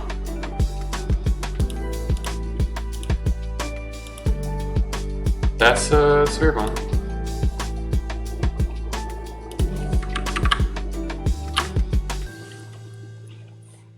What is my speed value? Oh god. I need to make that easier to debug.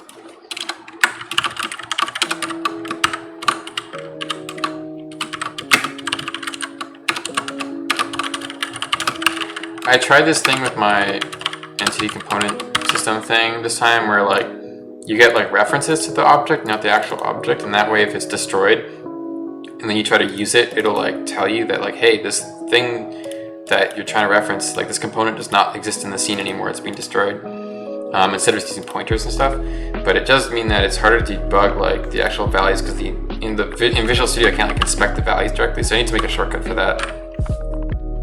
Yeah, so its speed is like getting, oh, I think onCollid's being called all, like every frame, and then it gets set to 0. So it is correct for like 1 frame and then it's wrong. That makes sense. Okay, so that just means that I need to do something. I just need to disable the mover. I mean, it shouldn't be active now anyways, because it's like,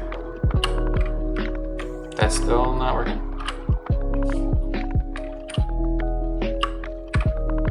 Why is that? I wonder if my actual engine or game is like checking, where's world? All this code is in the page file because I'm being lazy.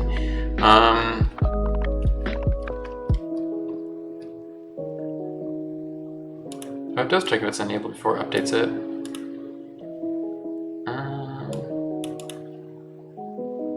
Okay. Why is this being called again then? This should only be called 1 time.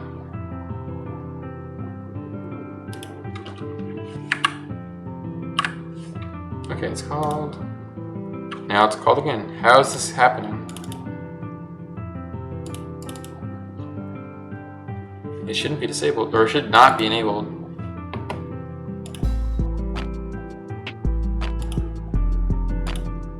Yeah, enabled is false.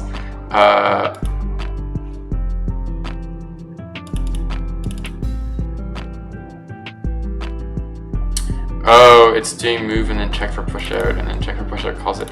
Oh, it's calling it again because I don't actually push out of it. Okay. I see. I'm gonna add this here. Because this callback, so this move function goes in, does the movement, calls the push out or onCollid function, and then this is like a resolver, so like as you idle inside of any blocks, it pushes you out of them. So it's actually getting that onCollid twice because I don't actually resolve the push out, which I don't want to resolve it, but it does mean that it's getting that twice. So, oh, I don't need this anymore. Or maybe I still do need that, because, okay, no, it looked like it worked.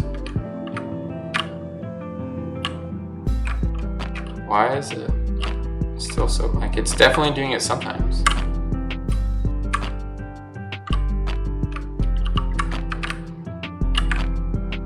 Oh, there we go. I think it's still getting multiple collisions here.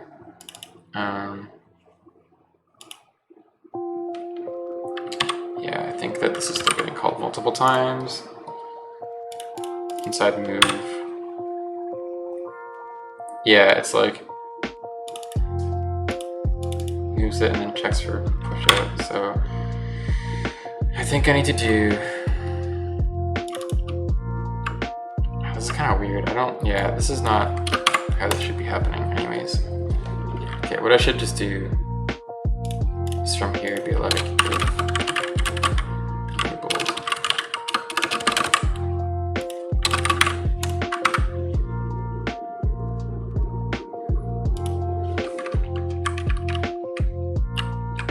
there we go. Finally, it's working how I intended it. So if I throw this really far,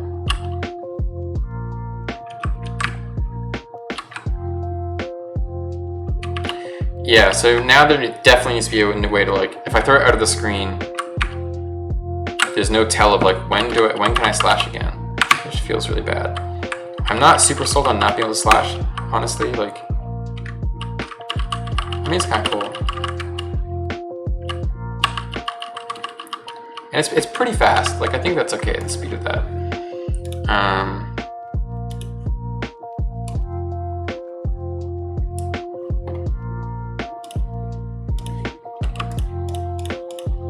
Whoops, I just put 2 crates. Oh no, I haven't added undo redo this yet. And I haven't added snap into grid yet, so that's annoying.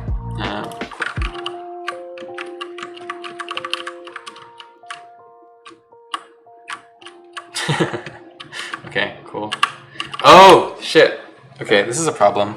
So I am swordless now. Actually, I can't slash anymore because that thing turned off my sword, and then it did not unset itself before a room transitioned. So I transitioned into this next room, and the sword is gone. It was deleted, but it never got this like timer callback that gives me back my sword. So now, because I room transitioned, I don't have a sword anymore, which that's bad because I am swordless forever now. Yeah, cannot slash anymore. So I need to fix that. So okay, to do that, I think this object should just be global. So I have this idea of like global objects, which I think in like Game Maker is called persistent or something. But basically when I room transition, it doesn't destroy the object or the entity if it's global. So this object will exist forever. So that means that if I throw that and then room transition, I should still get my sword back, which is correct, or at least it seemed correct.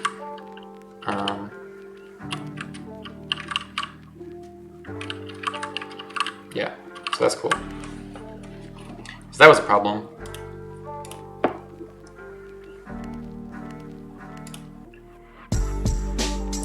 Cool. So now this thing needs to be able to break stuff. This is turning into a pretty big like object here that I'm constructing like inline in the charge through state, but I'm kind of okay with that.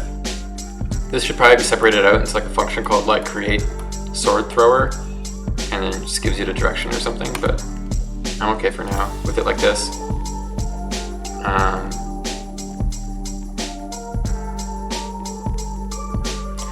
So now I want to make it so that it has another collider that does damage. So I don't know if I should name this variable this long. It doesn't really matter, I don't really use it much. It's descriptive, so whatever.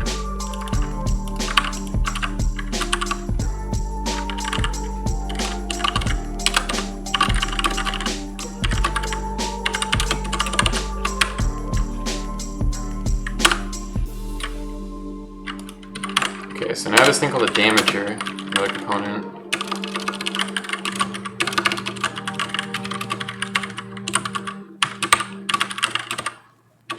I think damager can take a collider, so sword, damage, collider, and have a direction. And then mask should be masks.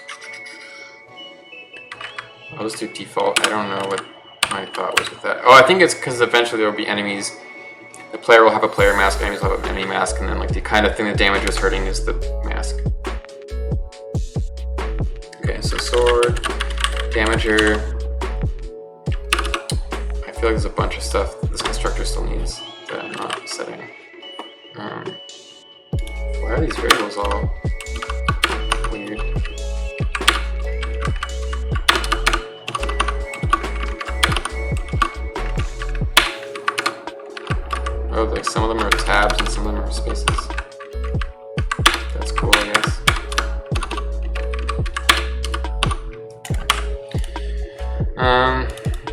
one is actually owned by player.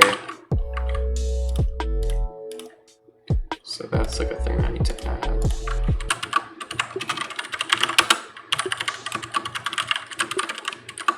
Actually, on damage? I don't think I should do anything on damage. So let me just try that. I don't know if that's gonna work.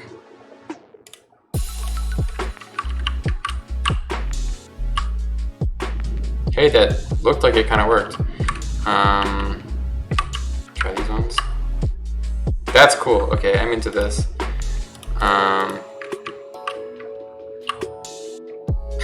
Okay, cool. I like that. Okay, cool. Okay, that was good. I don't need to do anything on damage, then it just breaks stuff. I guess at some point I want to make it so that it doesn't just like blast through all the enemies and stuff. Like at some point, the on damage, like if this thing hits like an actual enemy, it should probably stop. If it hits like a crate, I'm cool with it just like flying through it. So we'll need some kind of distinction for that eventually, but for now, like whatever.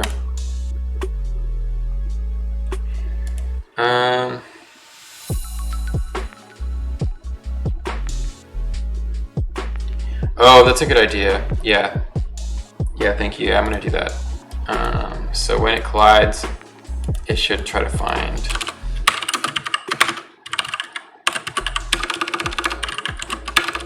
I can't type.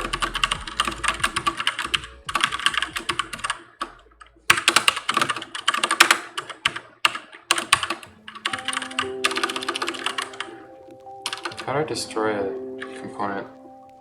I may not have added this. I'll just set it to defaults. That should do it. That's a good call. Yeah, it could maybe hit a certain amount and then stop. Because yeah, I guess if I have like a wall of crates here. Oh, I should add a duplicate function so I can just like duplicate these crates. But anyways, that's a.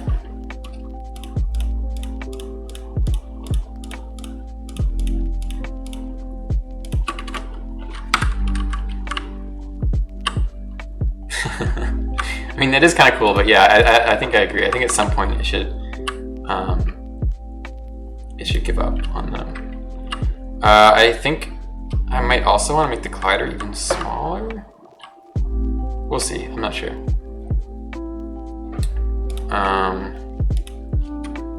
Did the colliders flicker when those?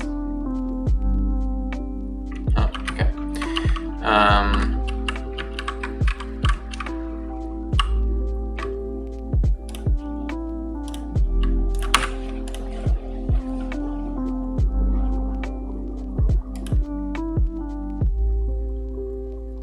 I'm gonna leave it like this for now because I don't want to count how many times it hits a crate. But at some point, I agree. I think it should do that. I think there should be kind of system for like how solid an object is. So then, like if there's an object that like a enemy is gonna be very solid, but a crate is like 25% solid. So then this thing will do something where like as it hits stuff, it'll build up like how much solid stuff it's hit, and then when it gets like to 100%, it'll stop. So a crate would be like 20% or something, so after it breaks 4 crates or 5 crates or whatever, it would stop.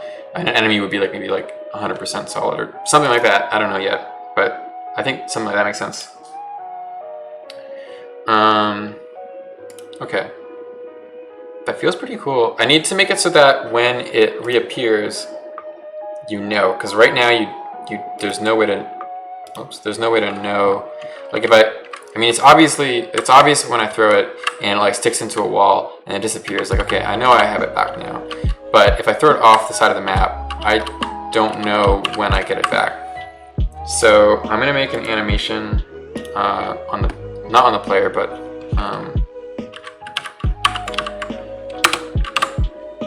around the player.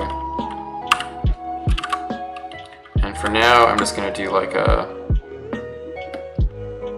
What am I gonna do?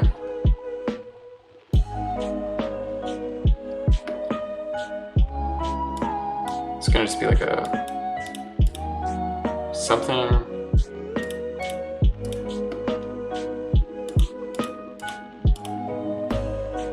Where does this start? Something like this, I think.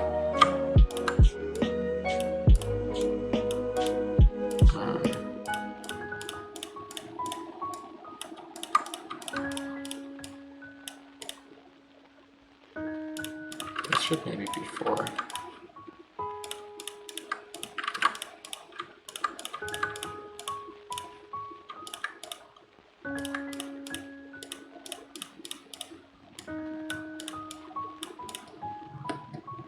Actually, you know what? No, that should be 3. Yep. Okay. What do I have here in terms of? I should just call this like. Wait, how did I get rid of my? Oh, they're there. That was weird.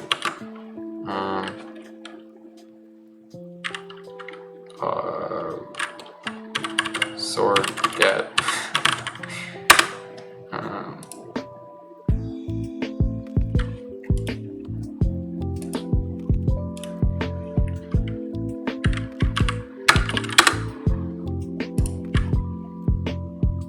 Frame properties duration.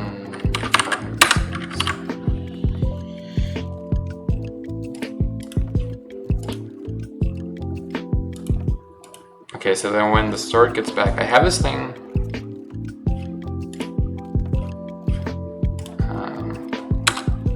called effects.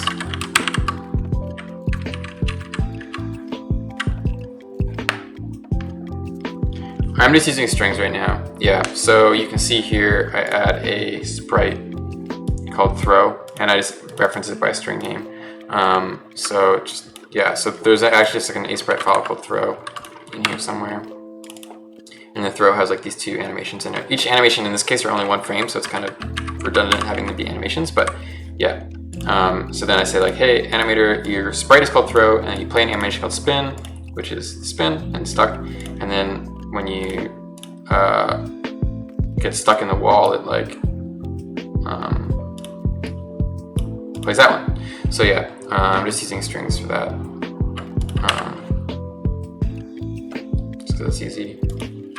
So I have this effects class that can create different effects. So I want one called sort get. Pop is kind of a good thing. I don't want to steal this one. Whatever. And it's going to get play a thing called sword get, I think is what I called it. Yeah, animation called get. And then when that animation is done, it destroys itself. It's good enough for now. This needs to have an origin though. And actually, I shouldn't have deleted the player yet because I actually want to see. I want to origin it to the same place as the player, which is I think 32 by 54. Yeah. Okay. So it's just going to appear there and then disappear. I want it to actually animate or pop or something, but for now I'm just going to make it appear just to see if it actually works.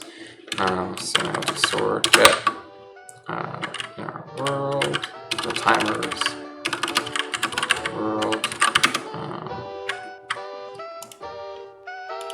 Can I get the position of me?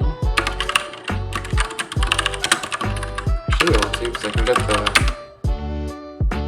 shiver.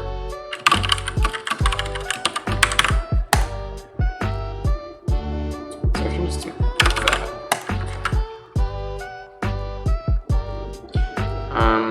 What prompted the idea for this? Nothing in particular. I just wanted to make a small game with my brother. And yeah, I just want to make something simple that was like something we could both kind of just jam on in our spare time. So yeah, this actually started off as a top-down game, and I might be able to find that somewhere later. But it was a top-down like game with similar gameplay, but just top-down instead of side view. And at some point, I just decided to make a side view game because I was having more fun with it like that. But yeah. I just wanted to make something in my spare time for fun, and it's kind of a good way to learn. It's a good place to like prototype like engine stuff that I'm just getting like learning. Like I kind of relearn C++ again, making this and stuff like that. So it's kind of a good space for that kind of thing. What was I just? Oh yeah, the pop. That did not look like it worked.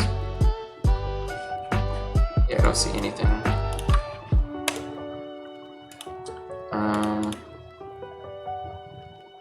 Should work. I guess my animation might be wrong. sort underscore get. Oh, I deleted my animation.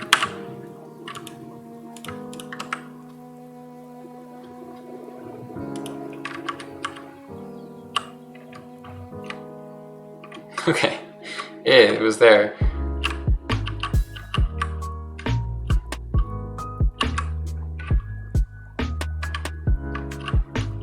Yeah, I don't like how that looks at all, but it works.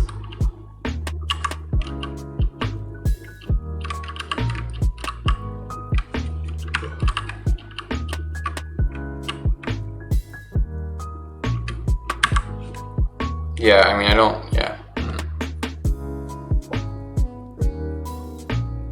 Maybe the icon in your HUD should also disappear for a bit.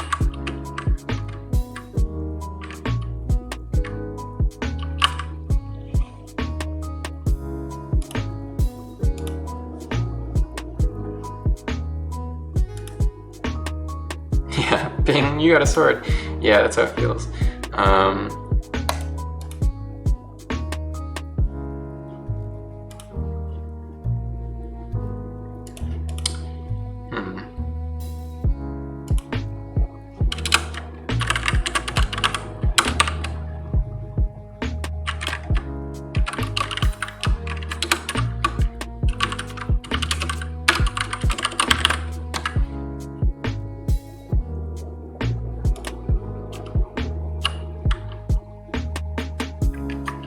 Yeah, I think I'm gonna leave it like that for now because I just need a sign, like, and a lot of the time you'll see it like in the wall and it'll disappear and you'll get it back.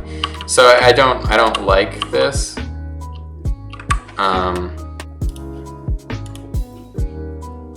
But it's like functional.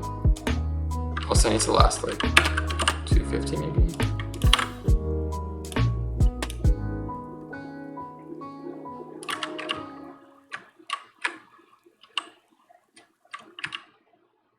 I think that sprite just needs to also like tween. You can't just like, you can't just do that. You know?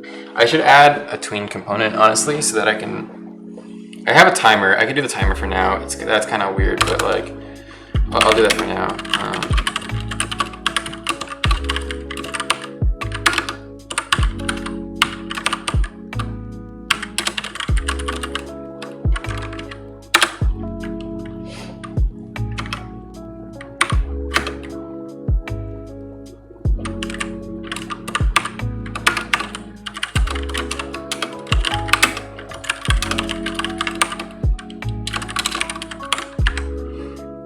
So I need to get the sprite again. At some point I'll figure out how to get this variable into here, but this actually is probably better, captures less stuff. And I think if you don't capture anything with a lambda, it shouldn't be creating any memory, I think, because it's just like, there's nothing to capture, so it shouldn't be creating any memory, which is nice.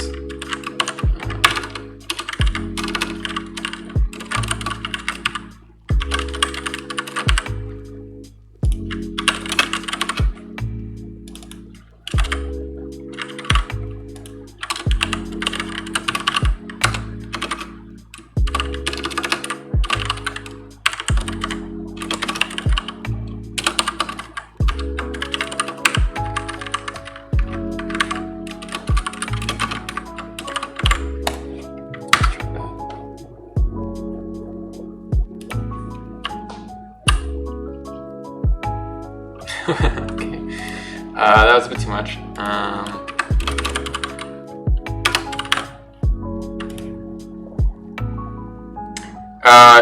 Yes, this is an STD function.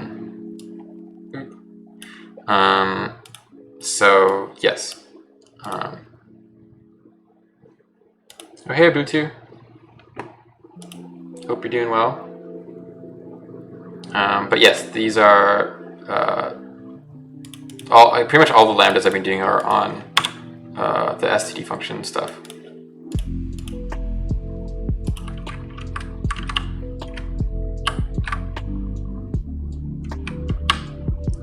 Yeah, I don't mind that. It's not. I'm not super into how this looks right now. But I think it works for now. yeah, I'm going to change how this looks at some point. I just don't really know what it should look like yet. Like I want something, but I don't like this, but I want something. So for now, this is something. So it's gonna, what did I just change this to? Okay.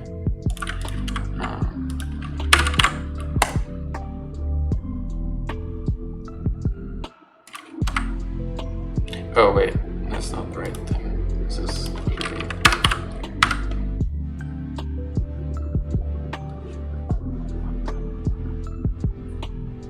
Is there anything that pushed me to C++ over C? My main reason for C++ over C was just I did actually code a bunch in C, so I actually wrote a lot of this engine in C, and a lot of it's still kind of in C. Like all the rendering API is basically C.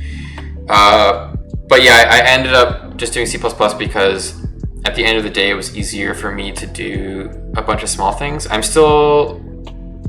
A lot of it's still pretty simple C++. Like I'm not using a lot of the standard library. I am using function pointer, like functional stuff. But at the end of the day, it just felt faster to me to write in C++ for some things. Like it basically just was like I could use the parts of C that I really liked for the most part, and then also just have some handy stuff in C++. But I'm still doing the things that I wanted to do, which is be like very have a lot of control over memory and stuff, and do all these things that I wanted to do in C. But I just do it in C++ and have namespaces. If C had namespaces and functions on structs, I would almost maybe use C instead. Because I'm not using inheritance almost at all. I do use inheritance a tiny bit, like all of these component objects do inherit from a component class, but the component class is like, it doesn't do stuff that needs to exist here really. Like it's really simple. That could just exist, yeah, outside of that. But yeah, it was mostly just ease of use. Like C++ just ended up being easier to throw stuff together in, and at some point I just wanted that. But yeah, I don't think there's any right answer still. It's kind of whatever you feel like. And yeah, I do like using some templating stuff. Like my components are templated. I have this like these are template functions, and it sorts them into lists based on their type or whatever. You could do that in C as well, but it would just with macros.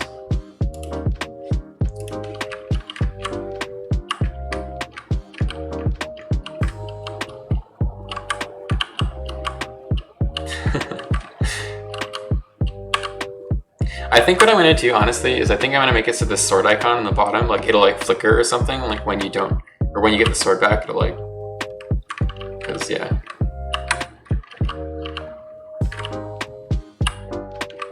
There's a thing I need to fix with throwing the sword also. Like if you throw it on this ledge, I think I'll bump into the slope, which is kind of weird. I don't really like that.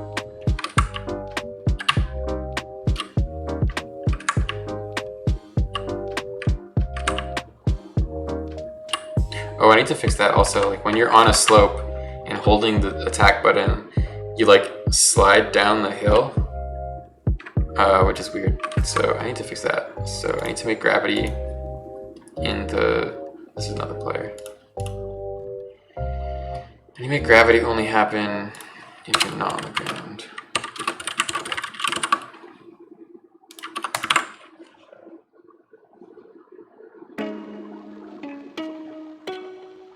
Yeah, I think C++ is a bad language still. Like, I like parts of it so I want to use it over C, but like, I think C is a better language in a lot of ways because it's clean, the rules are very simple, like, you can learn the whole spec of the whole language in like a day. It's like, okay, this is how it works, this is how memory works, it's all like very straightforward. C++ is like a disaster zone of stuff everywhere, and like I think that's kind of why like stuff like Visual Studio, like how are the tool sets for C++ still so bad? C++ has existed for like 35 years, and like it's still like all the tooling still sucks, and like it's broken and confused. Visual Studio crashes for me like once a day. It's like, I don't know what But I think it's because the language is just so complicated and like this giant beast of you can do all these things and templates throw in all this mess and like, it gets really messy. So I don't like a lot of C++, and I try to make sure that I'm only using the very specific parts that I want to use, because otherwise it turns into a disaster really fast. Whereas C is just like a lot cleaner, because it's just like, yeah, there's structs and you can allocate them, and that's like it. There you go. It's like, okay, there's no confusion about what's happening. C++ is like, is it allocating something in the in the move operator? Am I getting this thing in the constructor? Like, is the deallocate function being called? It's like all this stuff, and it's like really messy. But I still find that I find the parts of that are good still more useful, and makes it faster for me to code stuff than the missing parts. So like I like namespaces. I like very simple like polymorphism. So yeah.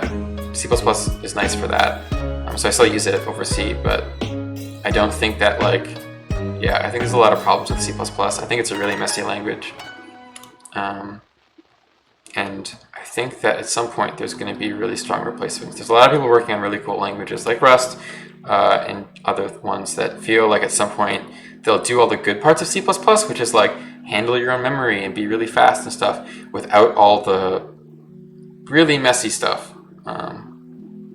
Which I don't think is even at fault of C++, but C++ was just made at a time and been like iterated on for 30 some years, so it's hard to like make a consistent thing out of that. And I mean, also C++ is evolving too still, so maybe as time goes on it will also clean itself up some amount.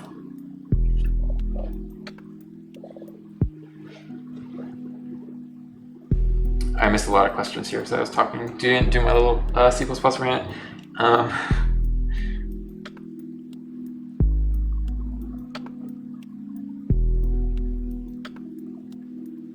Yeah, I'd love to do some NES or Game Boy Advance dev at some point.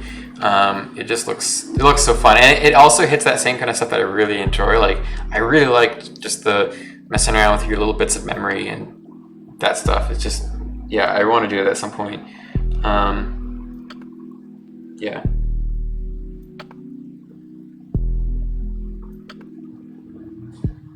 Yeah, C with classes is basically, I mean, I ended up doing a bit more than that, but a lot of the time it is pretty close to C with classes.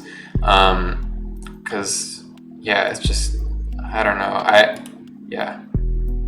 But it's this rabbit hole in C++ where you have C with classes, and then like as soon as you have like, make a vector class, then you have to add the move operators and the copy operators and stuff. Like it definitely gets spirals really fast.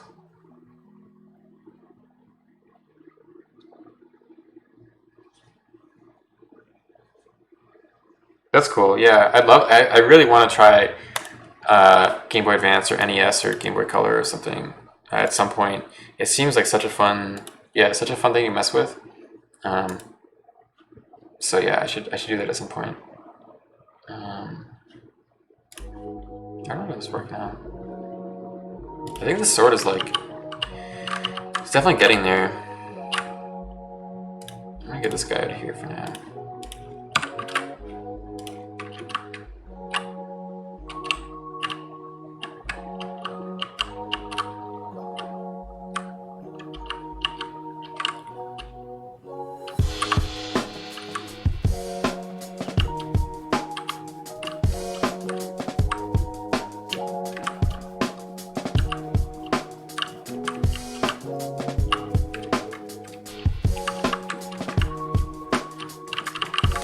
I wonder if if I fall. Wait, if I fall, I can't fall. Oh god.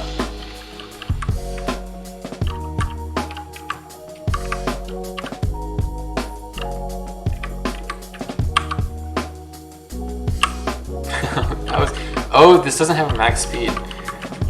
That's interesting. This state doesn't actually have a max speed, so you can start going really fast.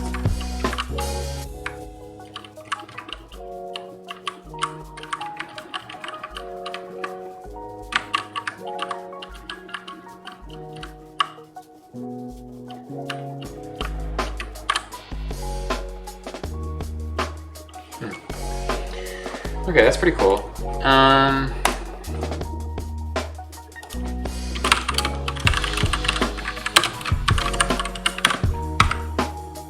Sword skin. Yeah, I might just leave it in. It seems cool.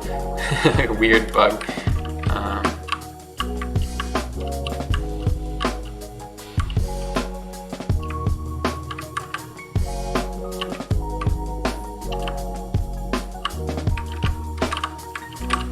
There's a lot of like weird strats in this actually that already exist. Like the sword gives you a boost when you jump and like slash with it.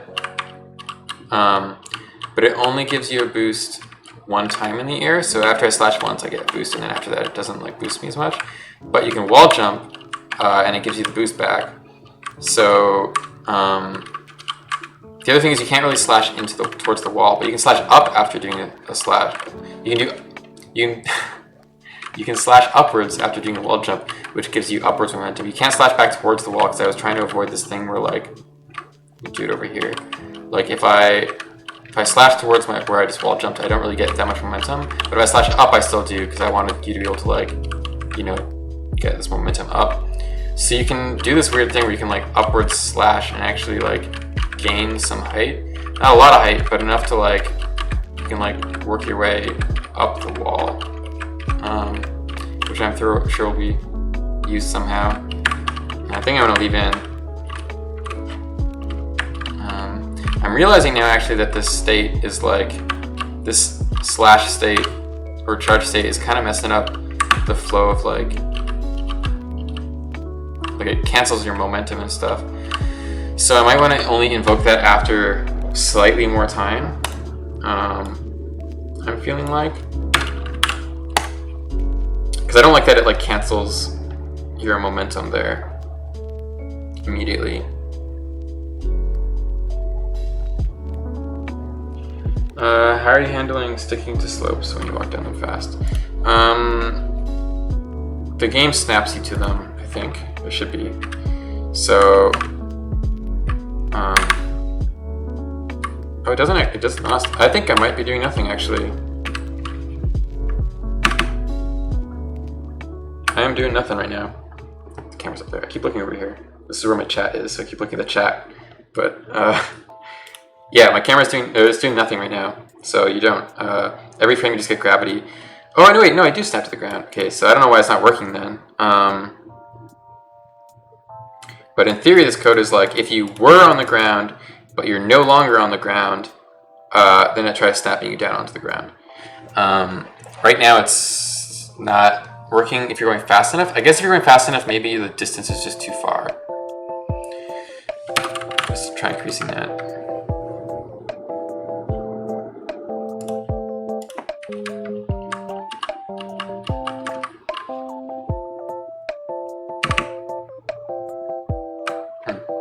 Still not working. So I'll have to investigate that.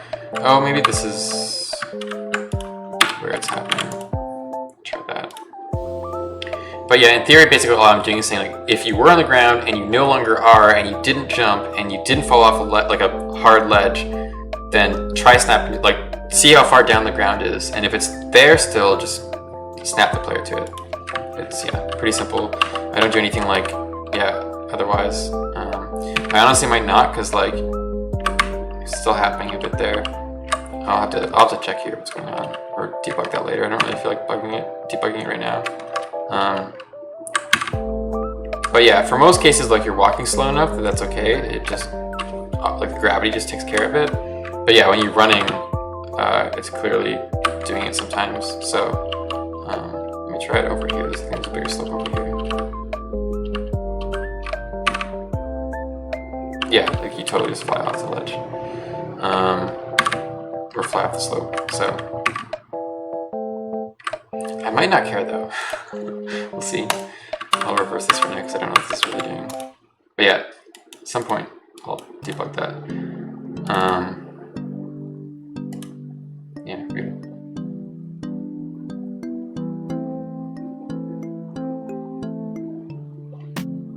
Oh yeah, that'd be fun, Grayson. Yeah, I would be into that at some point. That sounds like a cool idea. I'm into that idea.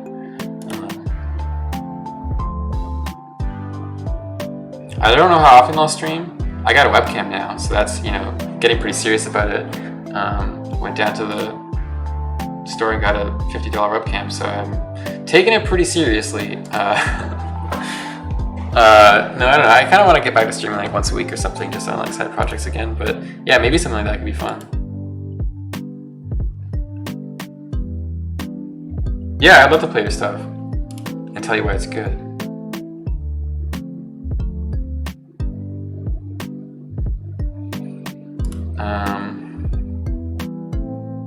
What was I doing? I lost what I was doing. I think I was working on sword throwing stuff still. Oh, I don't like that, like when you start going to the charge up state, it like cancels all your movement and it goes into it like too fast is the problem. So I think what I want to do is say like after you come out of this, at the end of the slash state, if you're still holding down, we're gonna say that you are now, we're still gonna go back to the normal state and not jump into the charge throw state immediately. So that normal state gets controlled, but we're gonna have some kind of like rule for like has held or like is charging sword, I guess. I don't know what to call that. A timer here called like float charging timer. This is kind of weird because like the charge state also charges a timer, but I want like a timer for before the charge state, so it's like a timer of a timer. I don't know. And this is like is charging, like this is like is pre-charging sword. So maybe I'll call this pre-charging timer because I don't know, whatever. True, and then pre-charging timer is equal to 0. And then while you hold this attack down, in the normal state, where's the normal state? This is the normal state. So down here, what is this stuff? Oh, down here. Oh no, I copied the wrong code. If pre-charging sword and pre-charge timer is smaller than 0.5, I'm just making up numbers, eventually there's constants.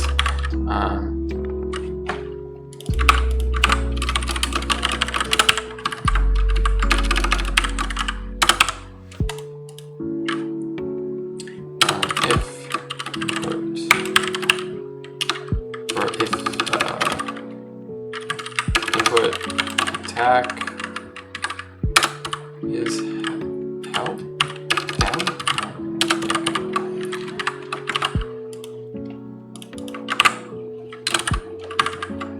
Actually, I'm just going to do this. If it's not down, we're not recharging this. If it is, we're doing this, and then if this charging timer is larger or equal to 0.5, then we'll say our state is equal to state charge.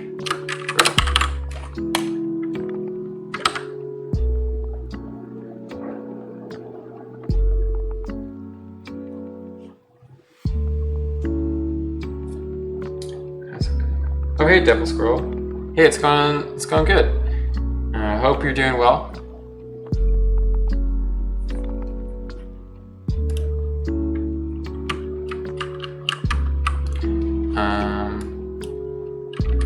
Okay, so what was I? Oh yeah, I was testing like.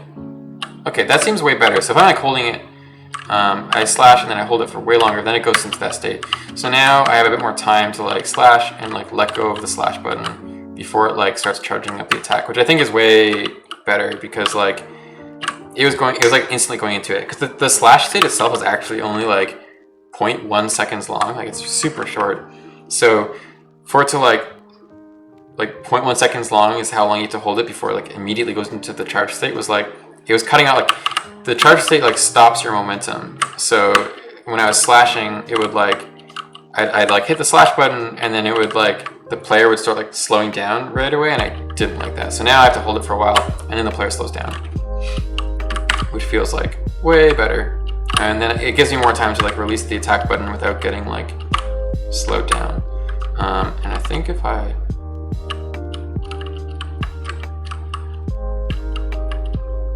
Yeah, okay. That feels way better. Cool.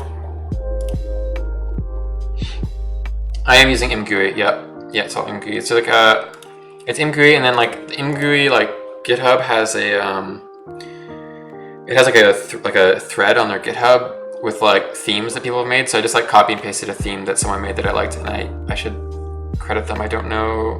It was one of the ones in their GitHub thread. And I just copied their like imgui values for the colors and stuff that the imgui is using. But yeah, it's just imgui. It's really, I don't think I wrote almost any custom stuff. I wrote a custom thing for like doing this little splitter without, I could use the docking stuff, but I'm not yet. So I just wrote like a window splitter. And otherwise it's just like, yep, just pure imgui. Yeah. I really like imgui for just like quick and simple menus.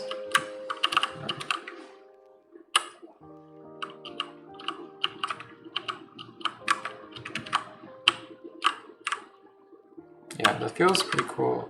I wonder right now, I feel like I could actually probably, if I stand in the right place, like I could probably throw this sword through a wall.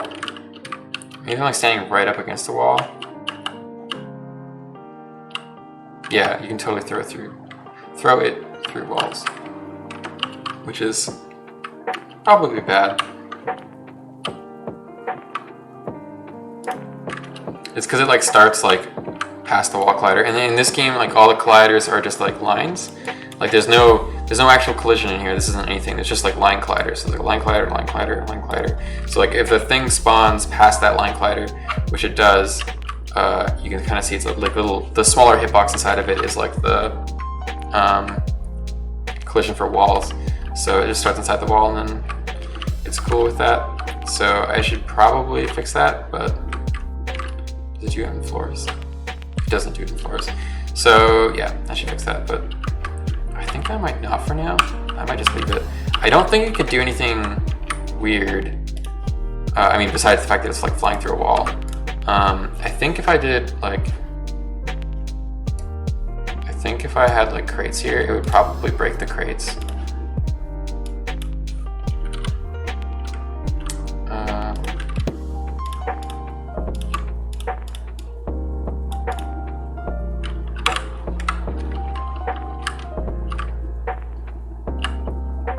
Yeah, that's kind of cool. I don't know why you'd ever do that.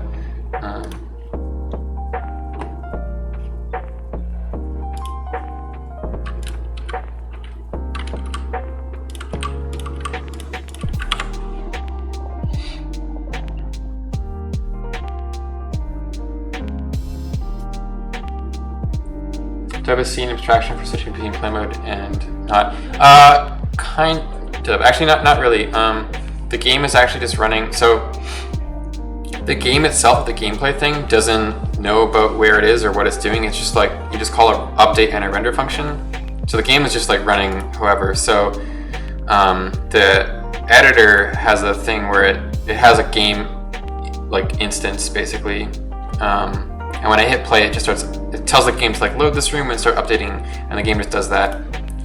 So then in the not editor, like in the release mode, I have an actual like different exe. So there's like this one exe called like editor, which is the thing we've been running, and there's another one called runner, which is just a single file that basically just says like, you know, tell the game to start, tell the game to shut down, tell the game to update, and tell the game to render.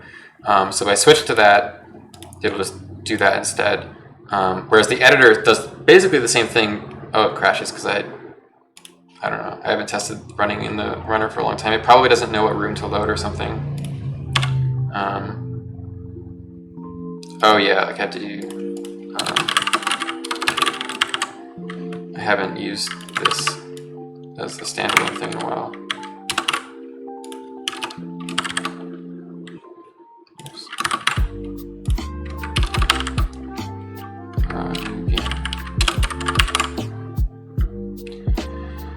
Okay. For now, I'll just hack this in. I don't know which. I'll load into this room. Why is it?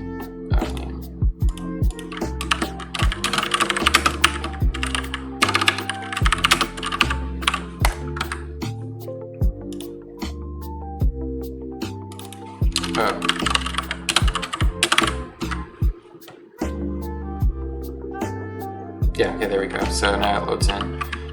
So now the game's just running without the editor. So it's just like a really simple, like, here's the game without the editor. It just has the game instance and tells it to start up and shut down and update and render.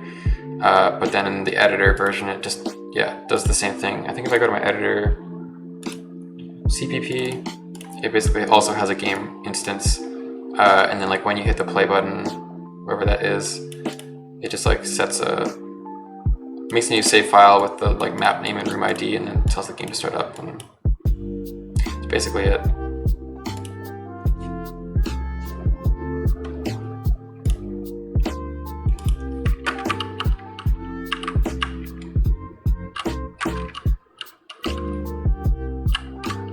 Yeah, I'm pretty happy with the sword throwing, I think. I mean, it needs a lot of like finessing and like cleanup and like making it look better and stuff, but like as a concept, I like it. I need some enemies to actually test with, because it's just like not anything right now, or you can't do anything with it besides break crates, which I mean, breaking crates is pretty sweet, but the player's one sprite here is too low. Yeah, how does that compare to that? I don't know.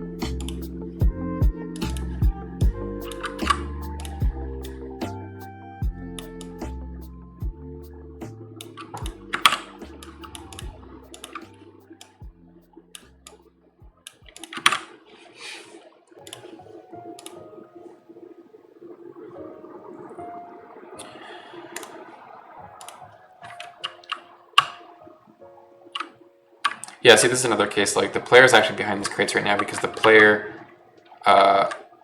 object was like first in the room.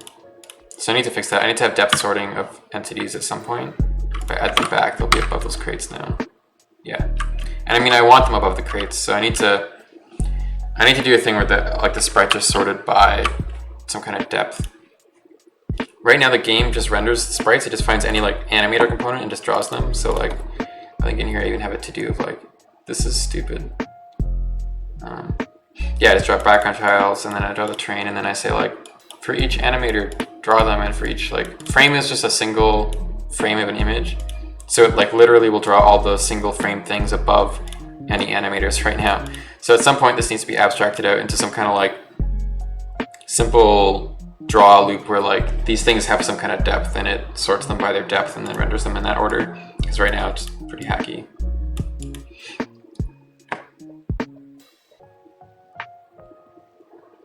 Oh yeah, I could try the depth buffer to do that. I haven't thought about that. That might be a good idea.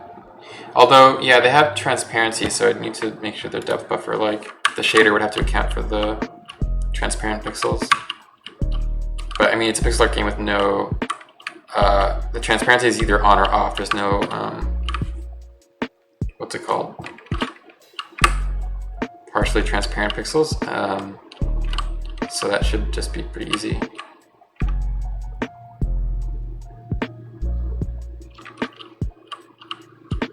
Yeah, if I had transparency, could I do it like, couldn't I still use the depth thing? Oh, I guess the depth buffer is not gonna, it's not going to ignore transparency, right? Like the depth buffer. If I draw a quad, it's going to draw the depth of all of that quad, regardless of the transparency. Can you actually adjust the can you say, hey, don't draw to the depth buffer if this pixel is transparent in the shader? I don't think you can, you might not be able to do that actually.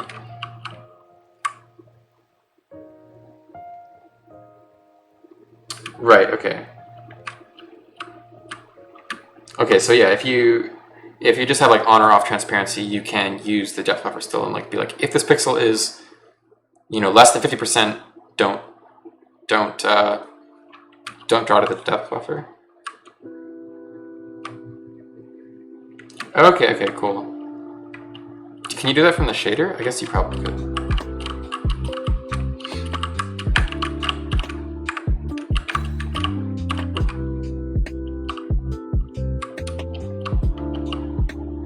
Okay, cool. Yeah, so maybe I'll try that. That sounds cool. I'd have to update my sprite batcher to do it, but that should be pretty easy. My sprite batcher is pretty simple.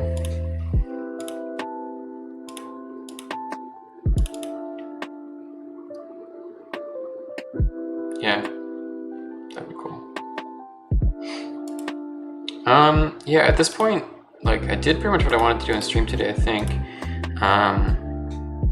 So I might call the stream pretty soon here. Yeah, I want to start doing this again, like, weekly or something. I really like, it's a lot of fun to do. Although, actually, I won't be able to next week, but I'd like to start doing this more often. So hopefully I can, like, keep working on this game on stream and stuff. And yeah, but I think at this point, pretty much streamed out. Yeah, I'm gonna get some coffee or something. So yeah, thanks for hanging out and asking questions and stuff. I had a lot of fun. Yeah, I want to keep doing this. So yeah, I think next time, I'm not sure what I'm going to work on next time. I have like 2 more upgrades that I want to add. So I have these running boots and I have this sword throwing. There's 2 more that I want to do, but I haven't really figured them out as much. The character still goes into the floor a bit. That's weird. I'll figure that out. Wait, oh yeah, it's because I shifted them down.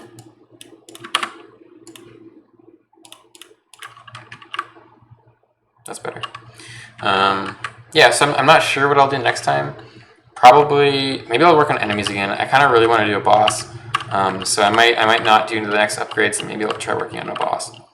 Because I felt like smaller enemies were working, and I can add them back. I had them in the C# version, and I'm going to add them back at some point. But I know those work. But I want to work on a boss and see how that feels. So maybe I'll work on a boss next time, which is probably going to require a lot of like refactoring and messing with stuff. But we'll try it. So that would be cool. I'm not sure. I can't stream next weekend, so it might be 2 weeks from now, which is a while, but that's how it goes. So yeah, thanks for hanging out. I'm gonna stop streaming. Yeah, cool. See y'all.